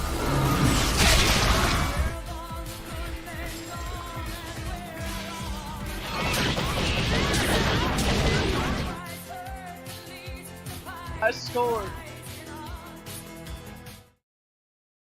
Hey, that is the new rated video. It's also the channel trailer on Twitch if you ever want to watch it again. Thanks so much, friendo. I really appreciate it. I made it myself on Canva, so I'm pretty proud of myself. Let toot toot my own horn. Toot toot. So yeah. And yeah, right now we're just chilling, watching some death battles on YouTube while we do our second Lego Animal Crossing set. It is going, yeah, it is going quite well. We have finished, well, at least the majority of the house I think is completely done. And it's supposed to be Fauna's house, and then Isabel's supposed to be coming for a visit. The first set was like 200 and something pieces. How much did it say? 237 or something like that. And this is the one that we are currently doing. Actually, let me switch to BRB again, because I did make a whole thing so y'all could actually see this. So this is the one we're actually doing. 389 pieces, and we're almost done. It comes with Fauna and Isabel. So that's what it's supposed to look like. And so far, this is what it looks like. Little door opens and everything. It's so cute. It's actually pretty easy, D20. It's actually pretty easy. And then when I don't know how to do stuff, I look at it on YouTube, like for certain specific stuff. But it's pretty easy. It's pretty cut and dry. It's really easy for you to kind of navigate it. It's better than trying to learn how to use like really intense editing software. I'm gonna learn how to use CapCut pretty soon, and then something else. So here is here's Fauna. Or a little basket, a little birthday hat on. So that's Fauna. This is Isabel. It's really cute. And we just made a sleeping bag, which is a part of the build. So I think it might go inside of the house. We shall see. We made a little set, little tool set, little stand where we put our little tools and stuff. So we made that. Got a little recipe on it. And then they had us make this little patch of space for gardening. And it has a carrot, a pumpkin, and then like a watering can. It's really cute. Really, really cute. And then, I'll hold up the house one more time so you can see it better. So, this is what it looks like. It's really cute. The inside is pretty empty right now because we're just getting to that. And then there's a little picture of KK in the corner, which is really cool. So that's where we're at right now. Thank you guys so much for joining us. And right now, the death battle currently is against Scooby-Doo versus Courage the Cowardly Dog. And we're about to see the battle right now. Would encroach upon the bag's humble farm. It has a protector. He may be small, and he may be scared, but standing up to our fears is what makes us brave in the first place. That's why his name is Courage. Help me! Nice. Yeah. This episode of Death Battle Oh, it's a sponsored by bed. Shady That Rays. was just the Are top you part. We're excited making for the bottom season now. ahead? Well, you're gonna need quality shades that are built to last. These are legitimately my favorite sunglasses I've ever owned. And I've gotten quite a few compliments about them. And that doesn't happen often for him. On top of that, every pair of sunglasses is backed by lost or broken replacements. That's one of the best protections in the world of eyewear. On top of that, Shady Rays is committed to making a difference across the U.S. through their Impact program. Teaming up with nonprofits to help people live healthy, courageous lives through some of their most challenging times. And if you're not madly in love with your Shady Rays, exchange them for a totally new pair or return them for free within 30 days. So there's no risk when you shop with Shady Rays. Their team will always have your back with fast and personal support. Exclusively for our viewers, Shady Rays is giving out an amazing deal for the season. Go to ShadyRays.com and use code DEATH for 50% off 2+ pairs of polarized sunglasses. Try for yourself the shades rated 5 stars by over 250,000 people. All right, the combatants are set. We've run the data through all possibilities. It's time for a dog battle! Oh, God, when I say it like that, it sounds...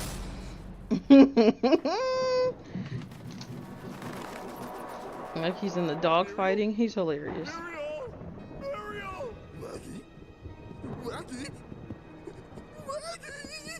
Oh, his little Nook phone. Can't even show it close. Yeah, look at the little Nook phone. So cute.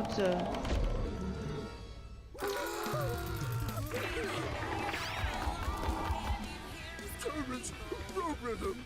Me? What do I do? What do I do?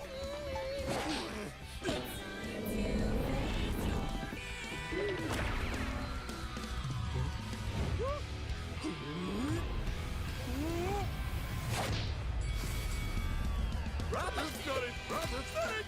Come on, come on! Are they thumb wrestling? I'm weak.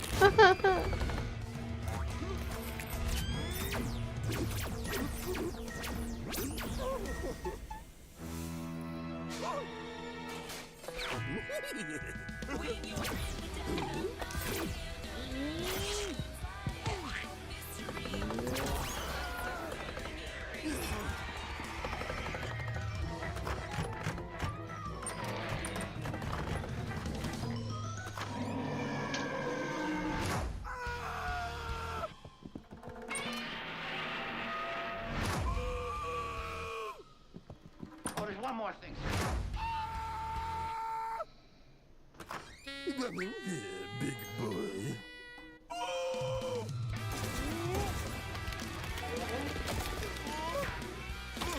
How to defeat a Great Dane with a speech impediment, eh? You twit. My eyes! It burns!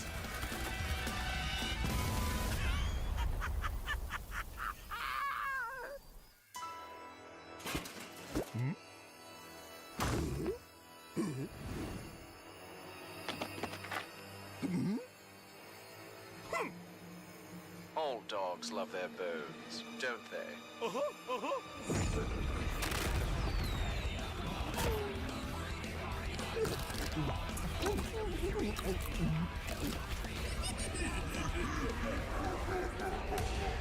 This could be bad. My name isn't Chad James. And it's not.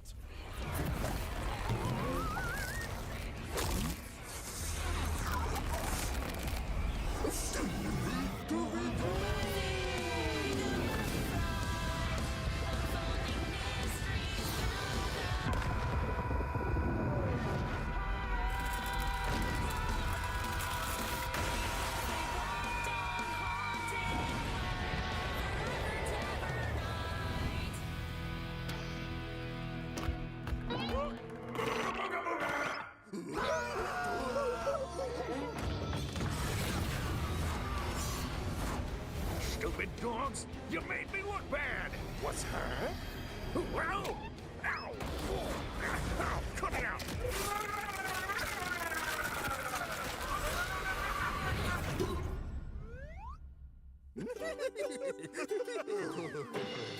Well, Muriel, I hate that stupid dog! KO! Wait, what? Who won? Wiz, as happy as I am to avoid on-screen dog murder, wasn't one of them supposed to die? Not since the Great Norris Sancho Singularity event of 2015 have we had a result like this. It can't end like this, right? Even with Courage's insane cosmic feats, you'd think the Zabrinsky Triangle would be enough to seal the deal. But both pooches could regenerate from basically any kind of physical damage. Both were incredibly smart in different ways. Scooby was more of a trickster with his dupes, while Courage was a scheming genius. Computer could have given Courage the edge if not for their canon crossover, where it failed to have solid information on Scooby and the gang. So I guess it came down to their unique abilities. And for 90% of their arsenals, they were evenly matched. Transmutation, mind control, you get it. They're tunes with basically anything, except for the Chest of Demons and the Dark Matter Meteor. Sure, the chest could theoretically always trap Courage, but he'd always be able to escape and destroy it with the Dark Matter Meteor. But Scooby could repair the damage by reversing time and then trap him again.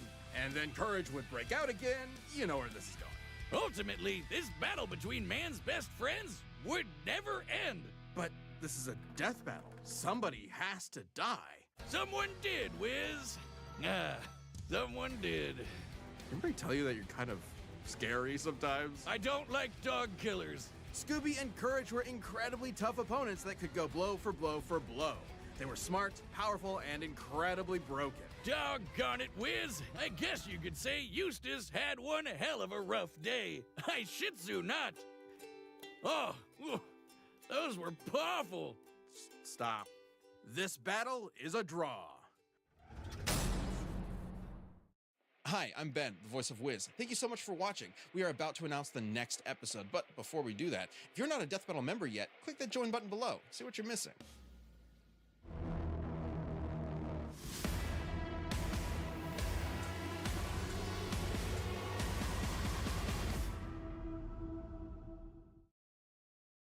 Responding to emails takes time, but not with Grammarly.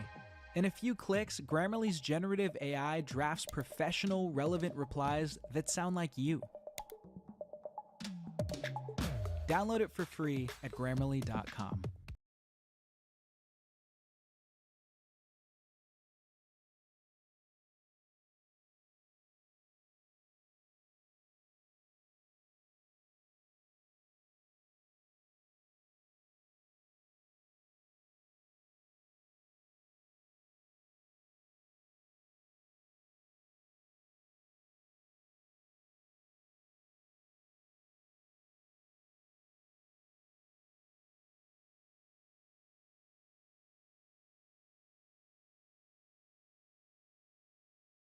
Sorry, y'all. I'm trying to figure out what the heck I did with this piece. It's gotta be here. It's this little red piece I need. I'm trying to find it. And this little red piece. I don't know where it is though. It looked like it would be this, but this ain't it. This is not it. This isn't it. So I gotta check the floor and make sure I didn't lose it. Alright. This episode is sponsored by BetterHelp and HelloFresh. Satoru Gojo, Jujutsu Kaisen Sorcerer Sensei. Makima, Chainsaw Man's head of Tokyo Public Safety. These two paranormal mentors are so strong that they change the very worlds they exist in. He's Wiz and I'm Boomstick. And it's our job to analyze their weapons, armor, and skills to find out who would win a death battle. Japan, December 7th, 1989. Satoru Gojo was born, and the world changed. And in the world of Jujutsu Kaisen, invisible, cursed spirits born from negativity threaten humanity. So it's up to the Jujutsu sorcerers to do battle with them. And what better way to learn the trade than to sign up for Tokyo Jujutsu High? At this institution, a sorcerer will learn to harness their cursed energy, or the spiritual manifestation of intense emotion. It's like Ki, but if Ki desperately needed therapy. With it, sorcerers can boost their physicality and perform devastating curse techniques. Anything from voodoo dolls to swapping places with mere claps. And lucky for humanity, Satoru Gojo's the best sensei a sorcerer could ask for. Gojo isn't just the best, he's known as the strongest. His very birth forced the strength of curses to exponentially rise. Like witnessing a world record get broken, cursed society shifted to match the might of Gojo's presence. As a kid, Gojo knew he was the shit. He mastered the art of the Riz, the hoops, and the curse murdering, all alongside Suguru Geto, his sorcerer BFF. Together, they planned on changing Jujutsu society for the better. And if anyone could do it, Gojo could. Thanks to his bloodline, he got one of the most busted anime powers ever, Limitless. Limitless grants Gojo a nigh-perfect defense by actualizing the very concept of infinity. It creates an infinite space around himself, stopping anything coming his way. The dude is literally untouchable. Kind of. Gojo tailored Limitless to automatically detect an object's mass and velocity.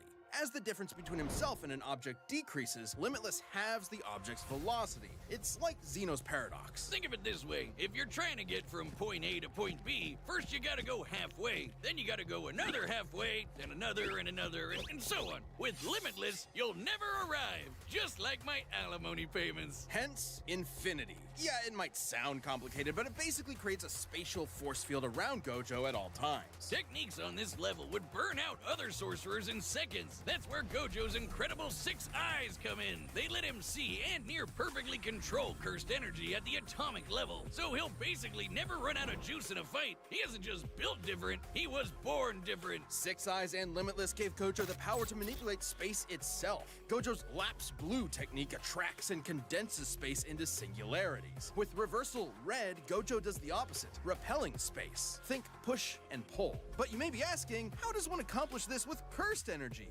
With math! Curses! Exactly! Cursed energy is typically negative, like with blue, but when multiplied by itself, negative cursed energy becomes I dropped it. I found it. Red. Oh, strawberry and blueberry. So, what happens when you combine a positive and a negative? Grape? 0! Alright, I gotta get it off the floor. By combining Reversal Red and Lapse Blue, Gojo creates Hollow Purple, an enormous ball of curse energy that literally applies the concept of 0 to an opponent, crushing and repelling them into nothing. Gojo's a walking cursed Swiss Army knife. Levitation, teleportation, even expanding Limitless to fry his enemies. Gojo can also use positive energy to heal humongous wounds, and he's constantly refreshing his brain with it 24/7 to keep up with all of this. Still, there's one technique that costs more cursed energy than anything else in a sorcerer's repertoire. Every sorcerer is born with an innate domain, a mental world shaped by their mind and heart. Add cursed energy to it, and these domains can be manifested physically, a technique called domain expansion. Every sorcerer worth their salt needs one, and you know damn well Gojo has the scariest, unlimited void. You get caught in this, your ass is grass. Exposure to unlimited void overloads your consciousness with a stream of infinite information. A mere 1/5 of a second of exposure can leave a normal person in a vegetated state for months. Too bad it requires so much energy you can only do it like once a day. Oh wait, except for Gojo, who has done it multiple times in a row. Thanks again, 6 Eyes. Quite frankly, Gojo was getting so strong that the axis of the Jujutsu world began to turn on him. Like the meta of a fighting game defined by one broken character, he defined the hierarchy of power in the sorcerer world. He alone was the honored one. His mere presence can cause earthquakes. He outran sonic explosions and applied cursed energy within a microsecond. Gojo has been repeatedly stated by many to be the strongest sorcerer there is. That includes his ex-student Hikari, who can dodge lightning, or this little volcano-headed curse, Jogo, the embodiment of humanity's fear of fire, who can bring down city-shattering meteors, and Gojo kicked his ass with 0 effort. But strength alone was not enough to fix his cursed world. When Geto rejected Jujutsu Society to forge his own justice, Gojo's philosophy changed. Instead of doing everything himself, he would teach a new generation of sorcerers to carry the torch when he could not. It's all about setting an example. If it means a world where his companions can stand shoulder to shoulder as equals, who cares if he's gotta show off a bit? This episode of Death Battle is sponsored by HelloFresh. HelloFresh is America's #1 meal kit. We're certainly busy over here at the Death Battle Labs, so HelloFresh's quick and easy meals and 15-minute meals are a godsend.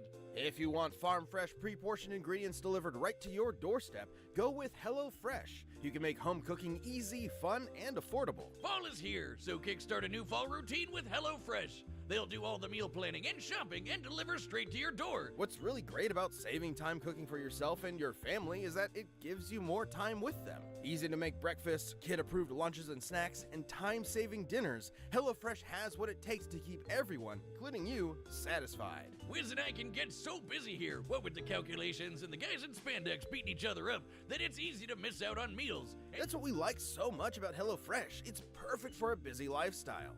Go to HelloFresh.com/50deathbattle and use code 50deathbattle for 50% off plus 15% off for the next 2 months. And thanks again to HelloFresh for sponsoring our show. HelloFresh, America's #1 meal kit. Ah, what a beautiful day. The sun He's is a little shining, pie. the birds are singing, and a giant AK-47 carpet bombed the neighborhood. He's a little pie. The sky rains blood. Millions are dead. Dear God, Wiz, it's the end times. Run away! Calm down, there's no reason to panic. It's just that in the world of Chainsaw Man, devils exist, and your fear makes them stronger. Never mind. Panic. Remember that spider you shrieked at, or the last time you cut yourself dicing onions? Now the spider and knife devils are the monstrous products of your nightmares, and they hate you specifically. The fearsome gun devil stood as the epitome of terror and destruction, and was responsible for a countless loss of lives. But a group was formed to combat it and the other devils that plagued humanity.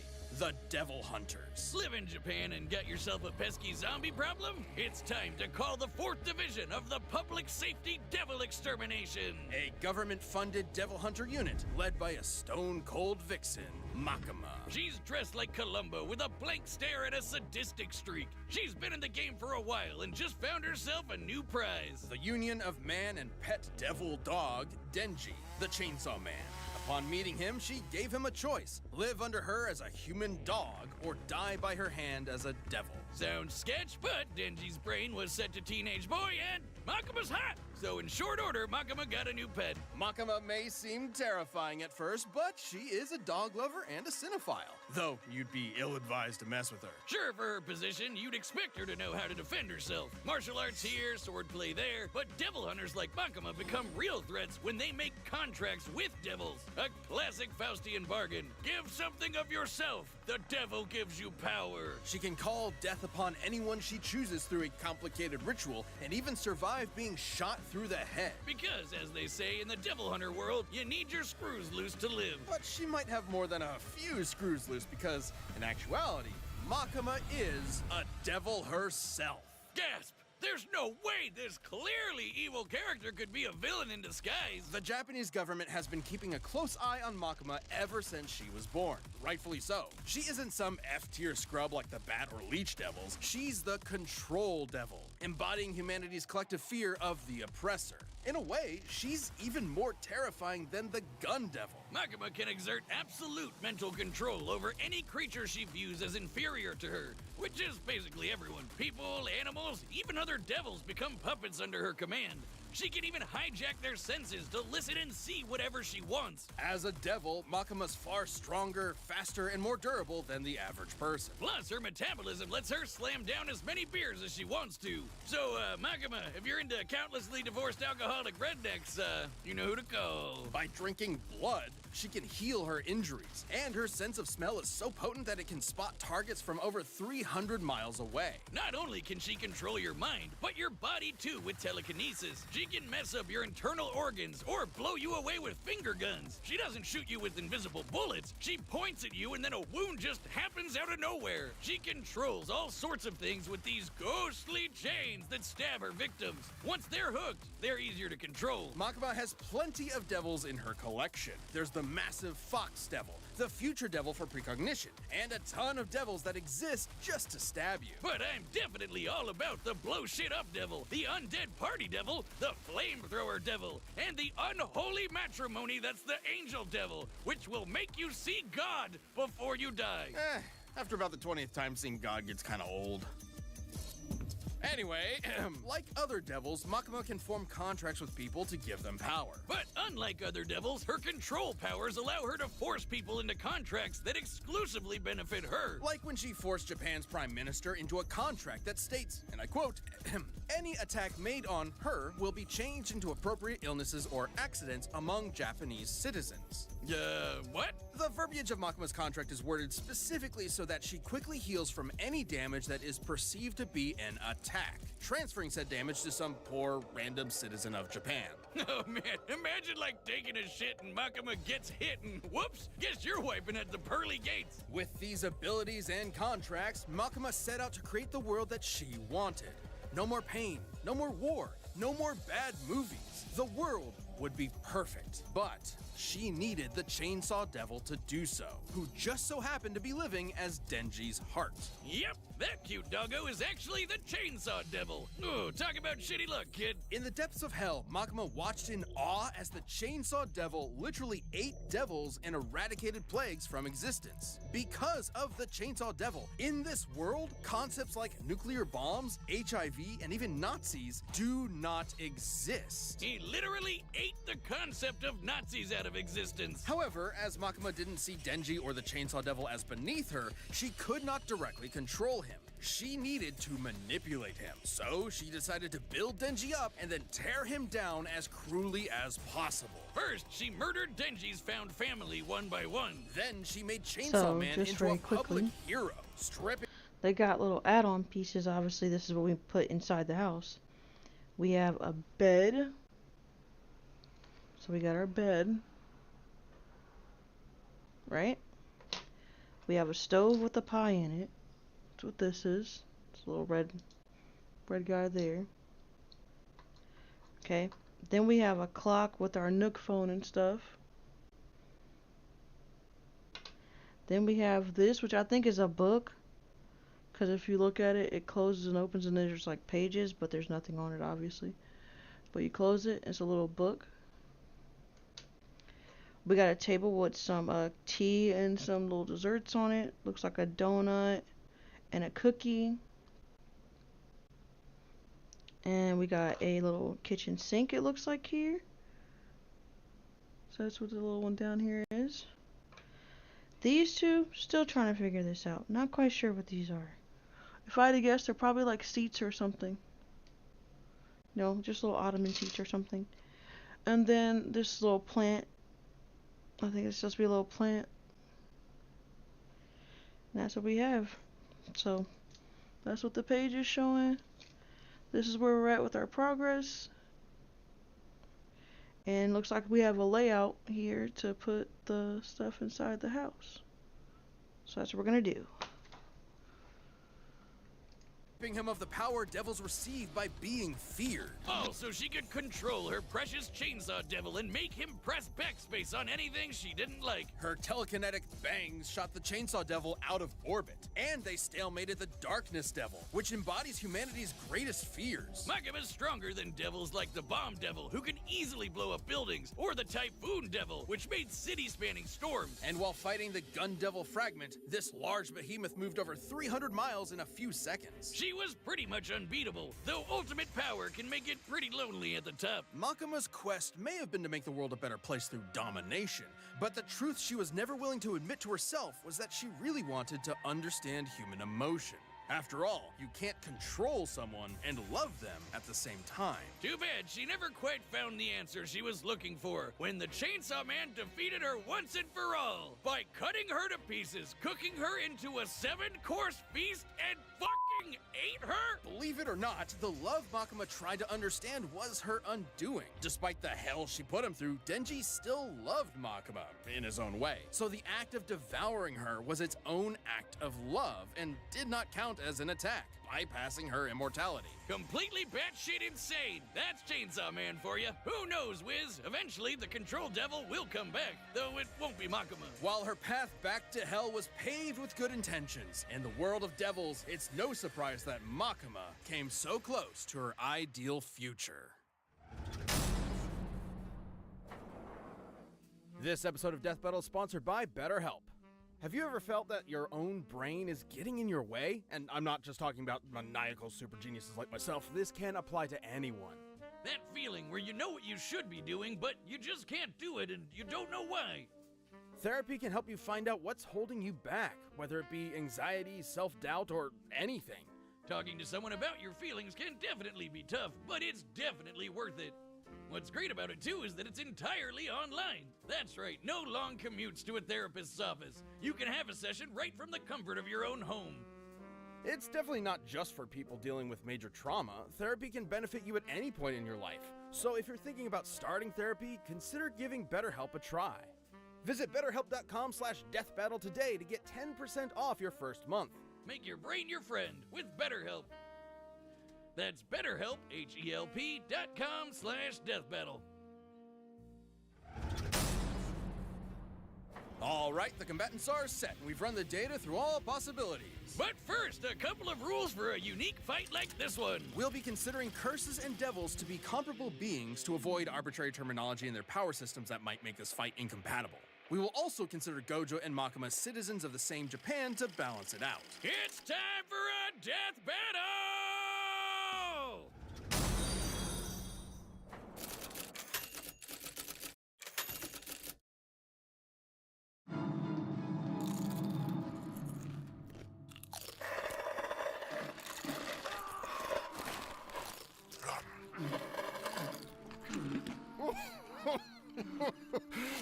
Love this part. Could have been some flicks right about now. But gotta kill you instead. Can't just let a curse do as they please.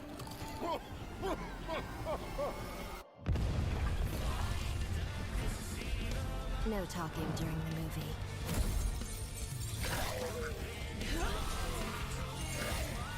Huh? First technique lapse.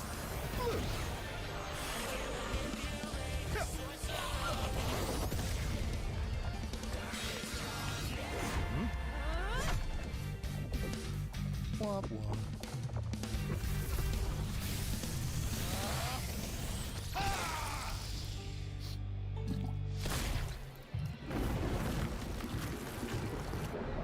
Careful. I could have died, but that much won't matter to you soon. Don't worry. I'm Satoru Gojo, the strongest. Confident, strong, and idiotic. We'll be sure to write it on your tombstone.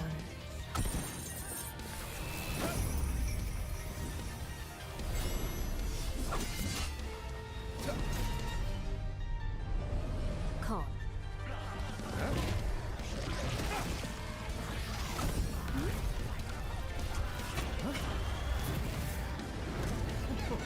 I hope we don't kill you too quickly. I should be good, since you're so weak. Bang.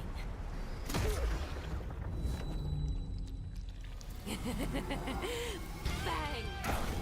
Bang! Bang!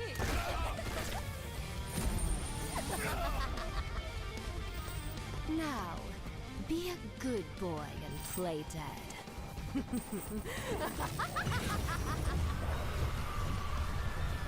Should I bark too? I'm getting really tired of your pets.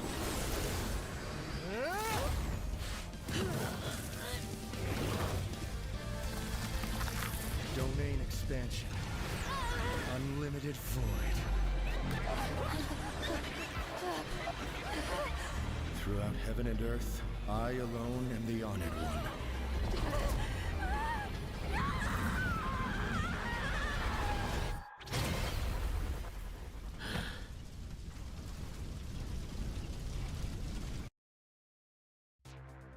Eve to me is basically freedom. It's a giant open universe where you can do whatever you want. You can have really relaxed, slow-paced stuff where you can take it easy. Or you could be Abrupt on the edge of Worship, your thanks so seat, much for the follow. I really thinking, appreciate it. Making split-second decisions. This is Eve. You know, it's a crazy universe where anything can happen, and however you want to do it, go for it. I would describe myself as a kind of a freedom fighter. My very first character was a Minotaur character because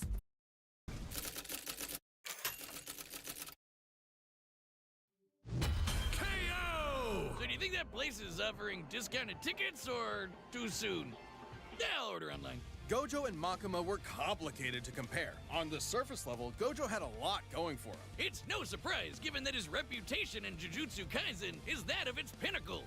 At least it was. First of all, it's unlikely Makima would see Gojo as inferior to her, in a similar way to how she saw Denji. So she wouldn't be able to immediately control Gojo. Gojo's birth caused a giant shift in the world of curses. Plenty of people have recognized that after only seeing him once. Being better than everyone is literally Gojo's thing. Plus, Gojo automatically refreshes his brain with positive cursed energy 24/7.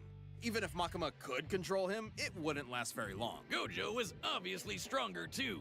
The best feat we can compare Makima to is the Typhoon Devil's Storms. But that's nothing compared to the meteor created by Jogo, who is leagues below Gojo in strength. However, considering she reacted to the Gun Devil fragment, Makima would actually be a bit faster, though she would need to be able to get past Limitless for her speed to matter. Makima had more devils than you can shake a fin at, but most were rendered moot against Limitless. Knives, fire, bombs, zombies, it's all stuff Gojo's dealt with before, and with zero issues. And Gojo could easily easily wipe out her demonic crowd with red and blue whenever he wanted to. The Future Devil could clue her in on anything nasty coming her way, but that wouldn't last forever. Plus, with Gojo's 6 eyes and teleportation, she had 0 opportunities to break away and set up her instant kill moves. But Gojo would obviously lose if he couldn't permanently kill Makima. 6 Eyes couldn't inform him of Makima's contract with the Prime Minister, and eventually one of Gojo's attacks could cause his death instead, even if it took a while. And Makima did have a way past Limitless with her finger guns. Makima could land attacks directly on Gojo's body,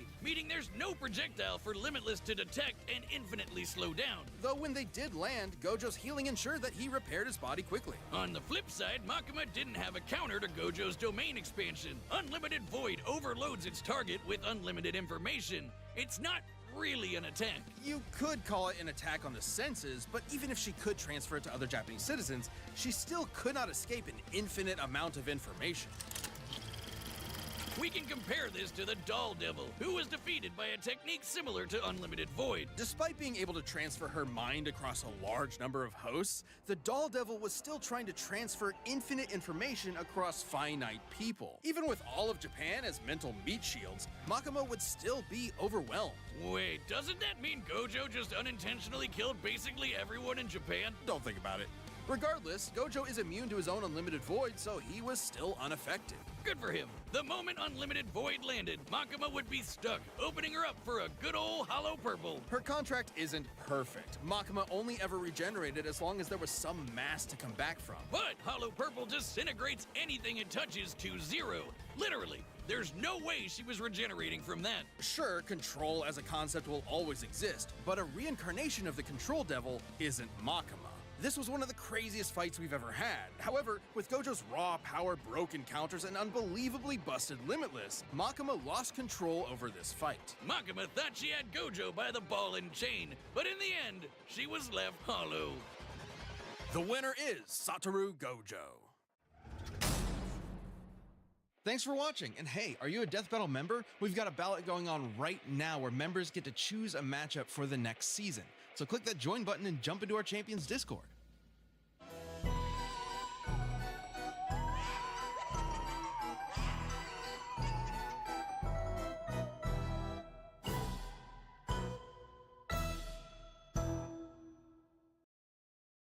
Not everyone's life runs in straight lines. At Sophia, we get that. Our flexible, affordable, self-paced college-level courses help thousands of people just like you complete their degrees for only $99 a month. Switch to Chrome to protect yourself from malware, so you can surf without getting phished. Fast, safe, yours. There's no place like Chrome. Get Chrome for Windows.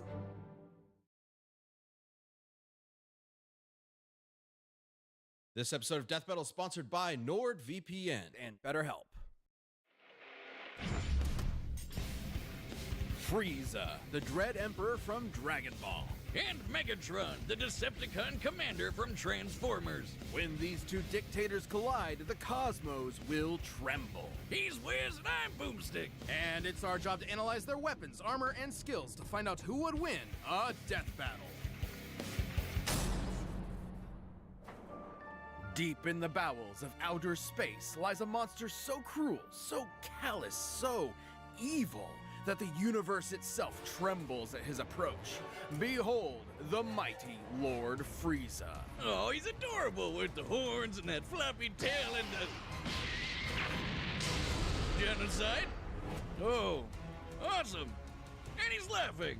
Cool. Frieza's diminutive stature and faux gentility were intentionally deceptive and rooted in a surprising place.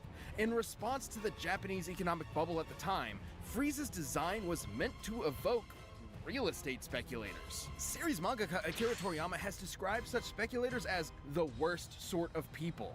Yes, really. I guess you could say Frieza is More than meets the eye. Oh, wait, shit, that's later. Much is unknown about Frieza's alien race and heritage, only that he and his father were born as mutants with abnormally high power levels. Oh, like how the doc said my blood alcohol level was 0.8 straight out the womb. Frieza was so crazy strong that unlike most Dragon Ball characters who transform to get stronger, Frieza transforms to get weaker. So he doesn't, like, accidentally nuke a planet. Only intentionally. With his father's empire and army at his beck and call, Frieza would cross the universe, conquering worlds one by one, and selling them to the highest bidder. Just like real estate speculators. And if anyone objected, he'd just kill them, their entire family, and everyone they ever knew. Just like real estate speculators.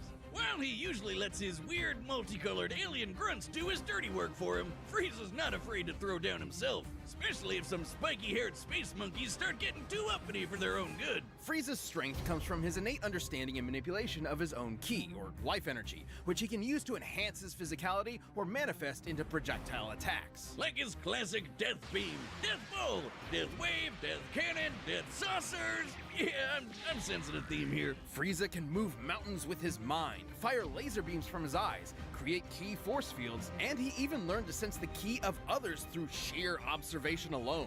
He's fast enough to keep up with Goku's ki attacks, which, scaled to the ki he absorbed for his Spirit Bomb against Kid Buu, could move across the universe in less than a minute.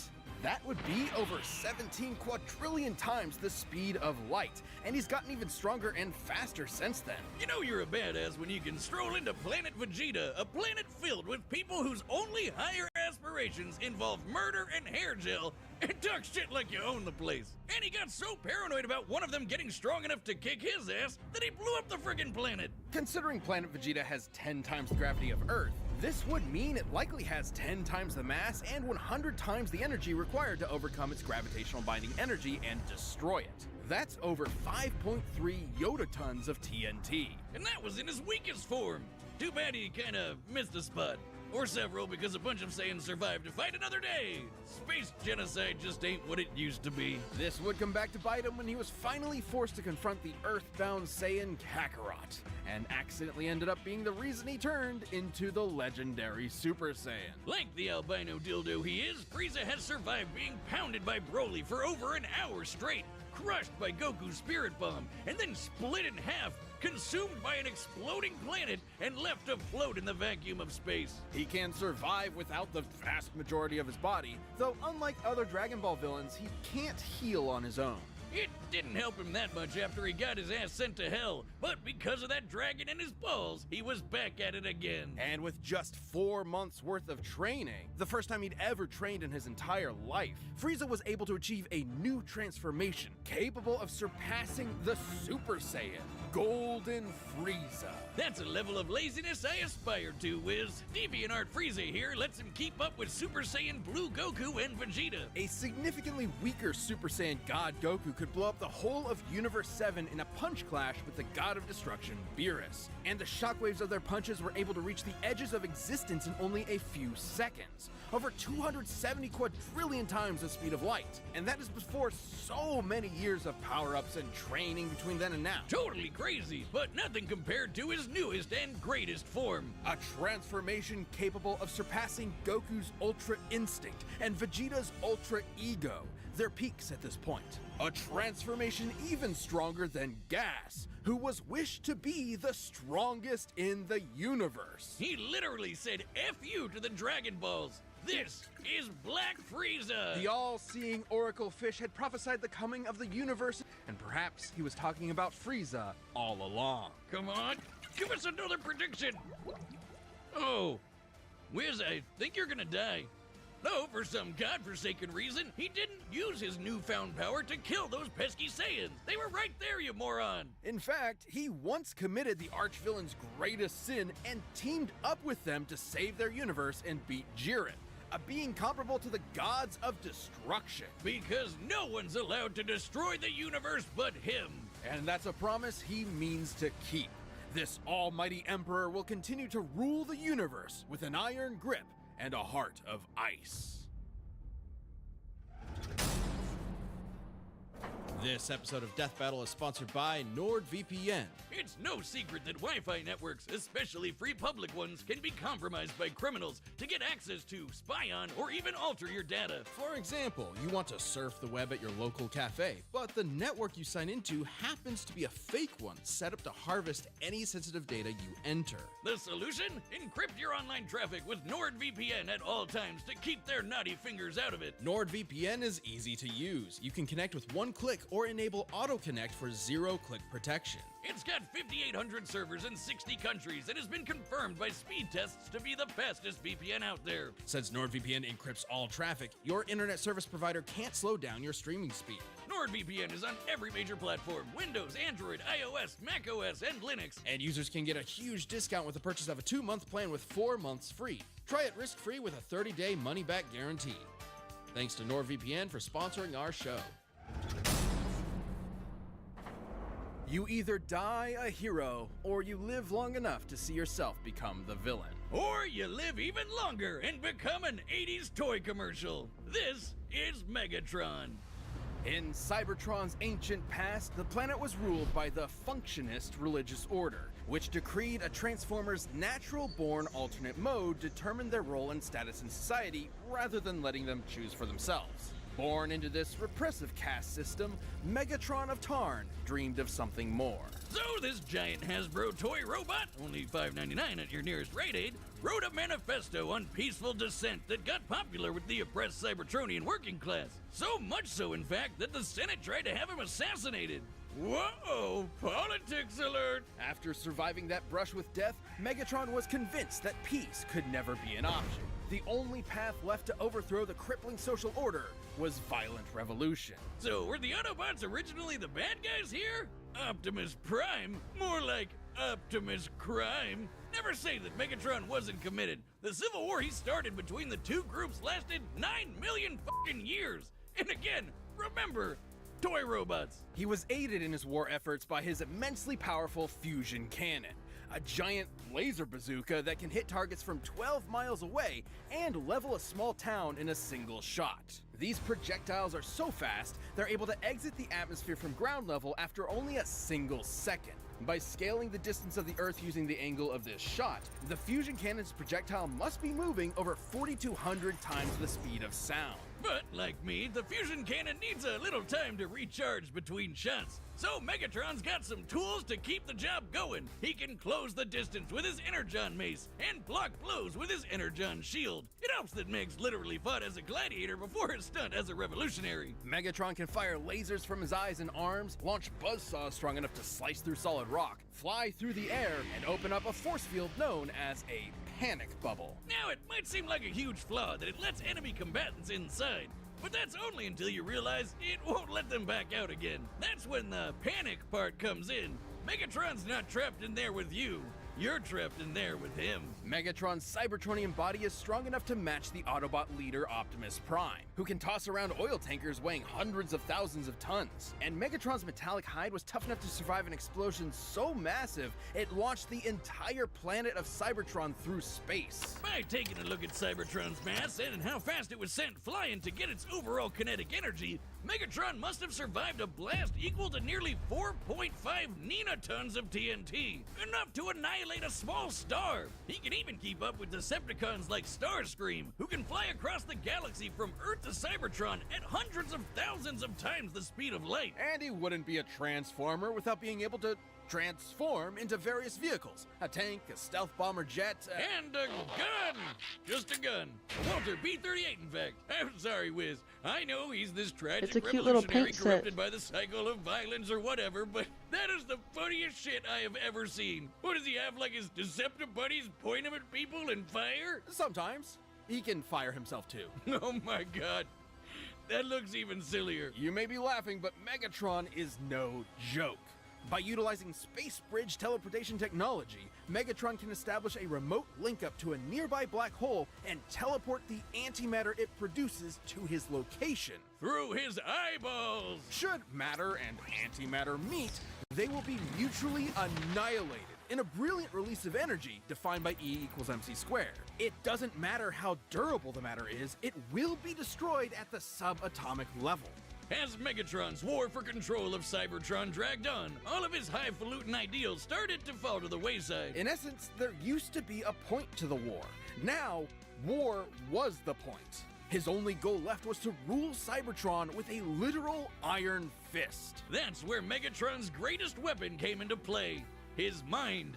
The dude is a strategic and tactical genius who's always thinking 10 steps ahead. He's fought powerful Transformers like Grimlock, Predaking, and the Decepticon, a being with the power of an entire evil universe behind it. He and Optimus have even fought Nova Prime and Regenesis Shockwave, both of whom could utilize the energy of that same universe. Megatron once sealed himself inside an Omniglobe and commanded 1,000 real-life battles at once, funneling every iota of relevant information into his brain at the same time. The sheer deluge of data would be incomprehensible for anyone without that supercomputer brain. But all that robot ass-kicking ended up as a draw, and the only true loser was Cybertron. With the planet in ruins and its civilization extinguished, the Cybertronian Golden Age was long over, and the vanguard of its destruction was Megatron. Who's now a crusty Saturday morning cartoon villain with a voice that sounds like he smokes 40 packs a day and a hate boner for his boneheaded second in command, Starscream. After countless millennia of a humiliating stalemate with his Boy Scout rival, Megatron's brilliant mind finally turned inward. He remembered that his early writings advocated for peaceful conversion and free thought instead of domination. It took you 9 million years to remember why you started fighting in the first place? Would the memory get lost in the cloud? In what was possibly his most surprising tactical move yet, Megatron saved the universe from annihilation as an Autobot. What? He realized that after millions of years of indefinite war, the ideals that he fought for, freedom, justice, equality, had switched sides, and Megatron had to as well. Turns out there was more to this supervillain than met the eye, because true to his nature, Megatron transformed. This episode of Death Battle is sponsored by BetterHelp. Have you ever felt like your very own brain is getting in your way? I'm not just talking about maniacal super geniuses like myself. This can apply to anyone. That feeling where you know what you should be doing, but you just can't do it and you don't know why. Therapy can help you find out what's holding you back, whether it be anxiety, self-doubt, or anything. Your brain should be working for you, not against you. Talking to someone about your feelings can definitely be tough, but it's definitely worth it. It's definitely not just for people dealing with major trauma. Therapy can benefit you at any point in your life. So if you're thinking about starting therapy, consider giving BetterHelp a try. What's great about it too is that it's entirely online. That's right, no long commutes to a therapist's office. You can have a session right from the comfort of your own home. All you have to do to start is fill out a brief questionnaire to get matched with the right licensed therapist for you. And in case you aren't quite connecting, you can switch therapists anytime for no extra charge. Make your brain your friend with BetterHelp. Visit BetterHelp.com/deathbattle today to get 10% off your first month. All right, the combatants are set. We've run the data through all possibilities. It's time for a death battle!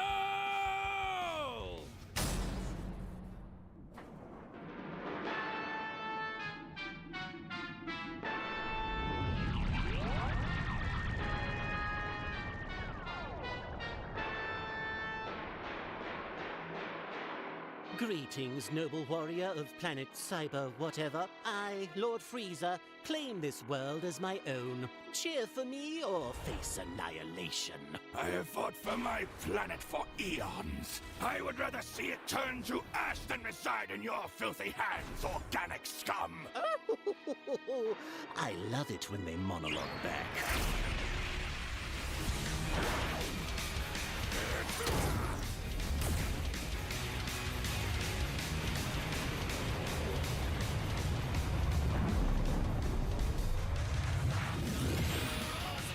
Pity. I'll have to construct a new mothership from your corpse.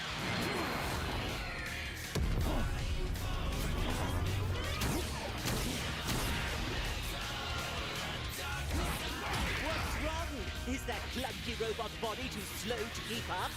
My wit should more than suffice, you blithering ponce!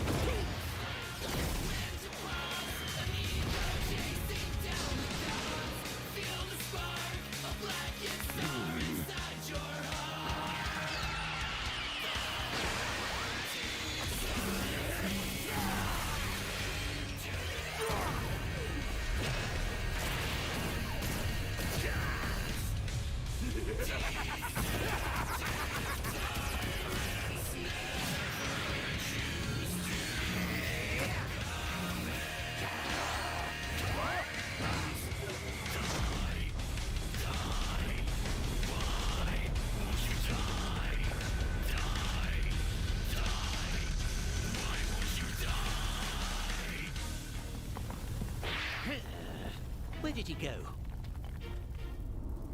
Huh?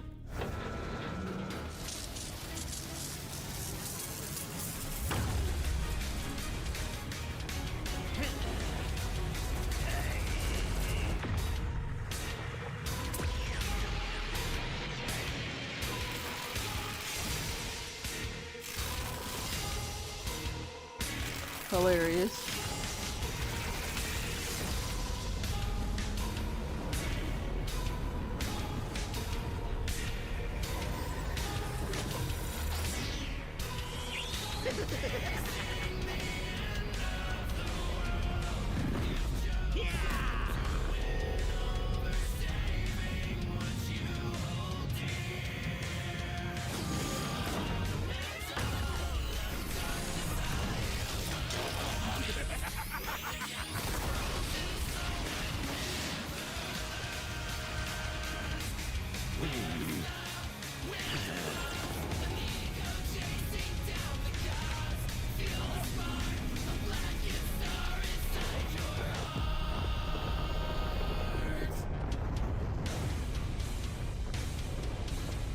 Doesn't this just always happen? I give it 5 minutes. My planet!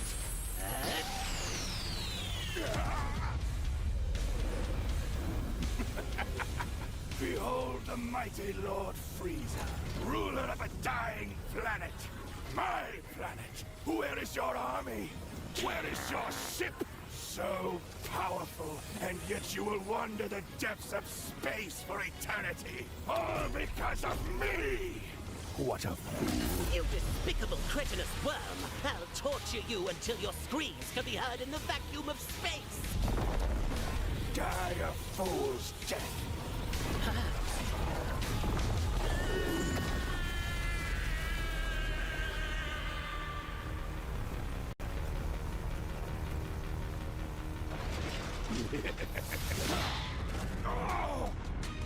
You will die by my hand!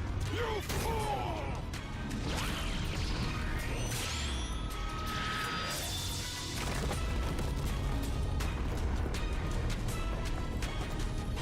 Cybertronians must kill them all. KO! Wrong again, Frieza. It was actually 1 minute and 10 seconds. Idiot. Megatron's ruthless resilience may have netted him a win in some scenarios, but Frieza's overwhelming power gave him a clear edge. Megatron's ace in the hole was his antimatter, which would have annihilated Frieza's ass no matter how tough it was. And that was a real possibility. Megatron is a master tactician and manipulator with millions of years of combat experience. Frieza, on the other hand, has always relied on his raw power and intimidation to win fights. When things don't go his way, he has a tendency to freak out. However, Frieza has survived getting most of his body obliterated and kept going. Which meant the antimatter wasn't a surefire win. It would have to completely cover Frieza's whole body before he could react. And Frieza was way too fast for that. While Megatron scaled to characters who could cross galaxies, Frieza has kept up with Goku, who should be at least trillions of times faster. And on his smaller size and key force fields, Frieza had more than enough ways to avoid, defend, or survive the antimatter. So Megatron's only option was power. While Megatron has survived planet-busting explosions and even fought with a being that had the energy of a universe behind it, Golden Frieza was just too much for him, considering he'd certainly surpassed Goku in Beerus' Punch Clash. Since Universe 7 as a whole should be over 13 times larger than our own universe, Frieza's super forms would far exceed Megatron's own power. And that feat happened at the beginning of Dragon Ball Super. Goku has gotten leagues stronger since then, and Black Frieza is currently beyond him. There was just no way Megatron was strong enough to keep up. Megatron was a devious foe, but Frieza's power, speed, and sheer survivability allowed him to crush the Decepticon leader underfoot. I guess you could say Megatron was cool, but Frieza was cooler. The winner is Frieza. Thanks for watching, and hey, are you a Death Battle member? We've got a ballot going on right now where members get to choose a matchup for the next season. So click that join button and jump into our Champions Discord. Alright, y'all, we are done. I actually got it completely done in 2.5 hours. I was literally taking a whole shot in the dark, and I got it done in exactly 2.5 hours. Literally the same amount of times I did the other one. I think it was like a bit longer because I was like showing more pieces and showing the book more and everything, which is fine. You know, I did the same thing this time. But we are done with the entire set now. Yeah. Right? Okay. So this is going to be fantastic because now we can put the pieces together with our old set. Okay, so just so you guys can see what the full set looks like, 'cause this is our old one. Let me show you the new one. Okay, we got our standalone set of our tools and a recipe. That's just meant to be like a freestanding piece. Like I can put it on here if I wanted to, but you know, it's just up to you. I think that's really cute. We got Fauna right here in the front of the house. We got Isabelle, you know, she can be like walking to it and things, or you can put her on the actual piece as well. Their legs move, so I know one of the people before, I think Marshall's legs didn't move, so I couldn't move his legs the way I can move theirs, but I can stick him on the set and he can stand, but he can't move his legs. I'm gonna show y'all what it looks like. So again, the inside is pretty cool. The book fell out because the book is kind of loose, so I'll put that back in there in a second. But this is the inside of the house. The inside looks like this. We got our nice little bed, our clock. We got a table with some goodies and some tea on it. Some tables, you know. Then we have our stove and our sink in there to the right of the stove. We got our little house plant, and then we have like another table or seat with our Nook phone on it. So that's what the inside looks like. And of course we got to show you the outside. So the outside is really, really exciting. Looks really cool. We got flowers. Flowers, and the pieces might fall off the edge. Oop, see, look, I'm about to break it. Okay, so this is the mailbox that just fell off. Hold on. I just did it. Okay, this one. The mailbox.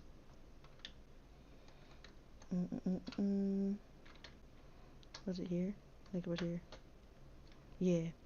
Yep. Okay. I could probably put it back a bit further. Let me see. Yeah, right there. Alright. So, okay, they're little. The small end pieces are. They're all small end pieces are going to be kind of hard to keep on because they're like, you know, they are held on by a block underneath. So, but I'll hold it like this. So, you got the house. With Fauna in front, she's carrying a basket. You can put apples and stuff in it.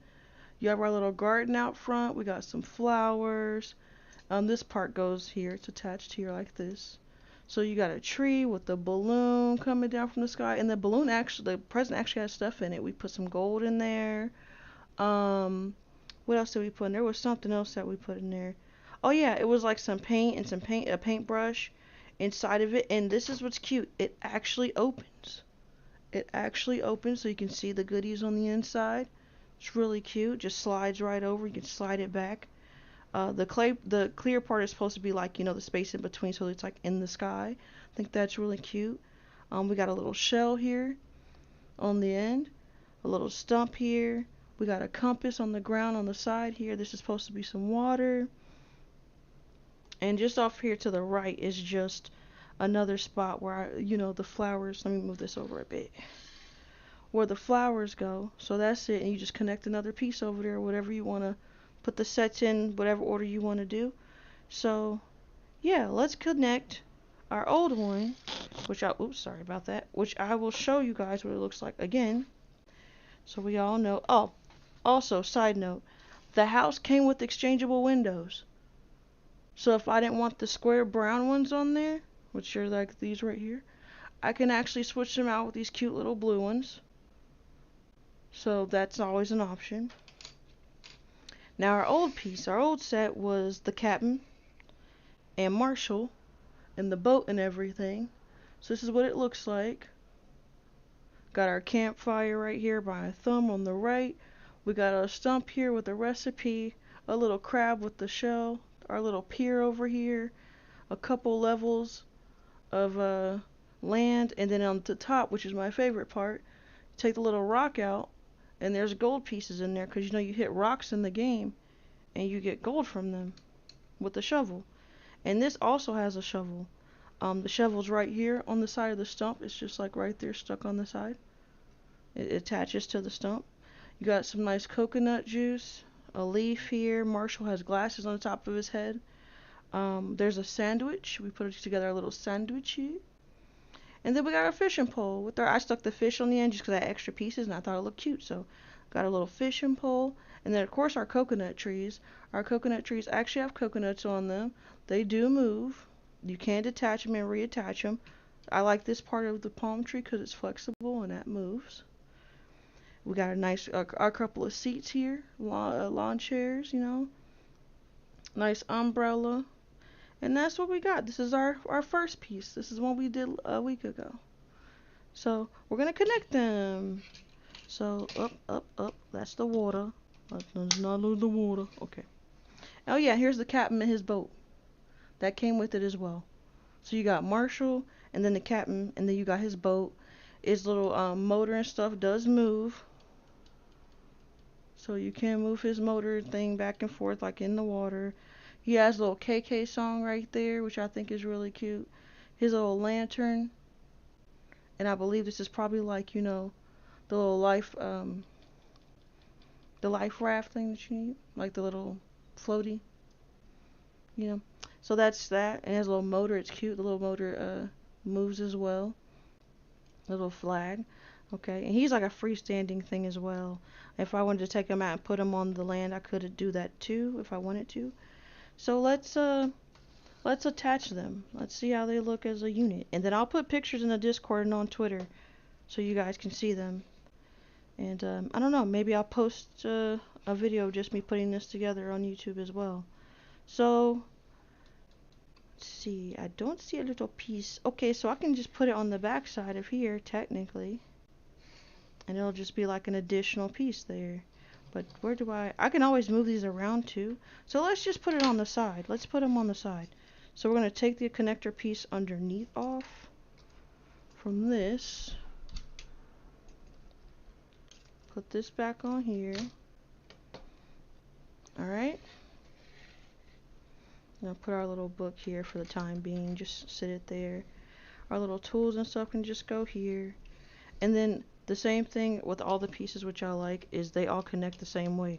So you just put the little piece underneath, and then you just connect it with the other one.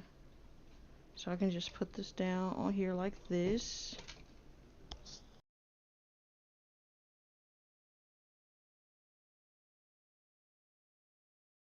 The trees are clashing. It's the trees. But let's do it like this. If I do it like this, oop, I have to move Isabel, but it's okay. Oh, I'm breaking it. I'm breaking it. Oh, that piece is too big. Okay, let me see. Let me think about this. Really? I could just do it like this. It's okay. We can just do it like this. Because then that piece will fit there perfectly because there's nothing blocking it. There we go. I'm just trying to get to it. Need you to go on both pieces, please. There we go. Okay. It is connected. And now it looks like a unit.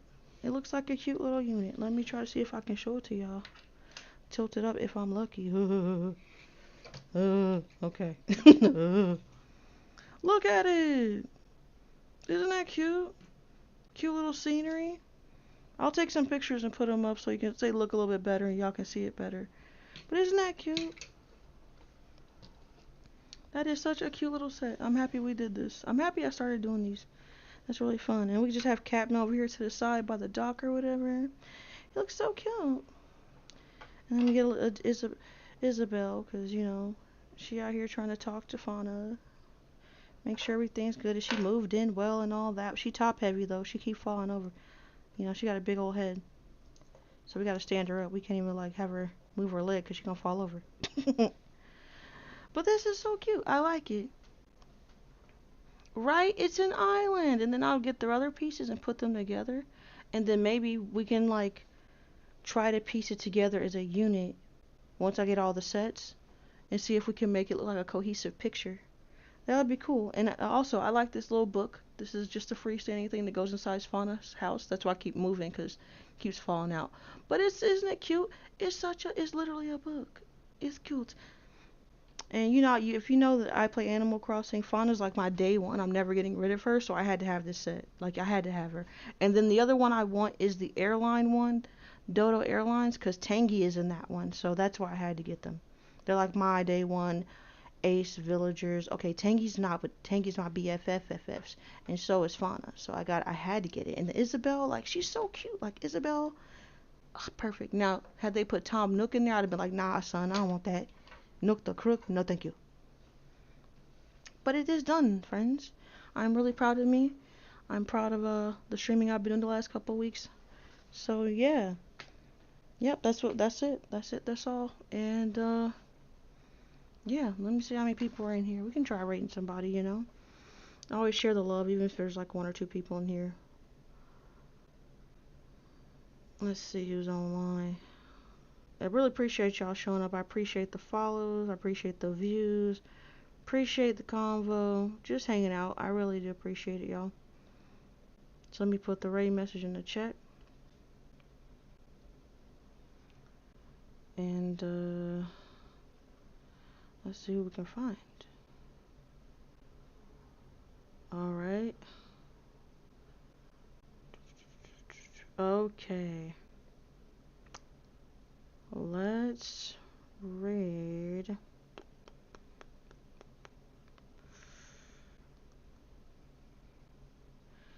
We can raid Essence, Queen Essence. She's playing a scary game. It's called Inside the Backrooms. If you're not into that, I understand. I completely get it.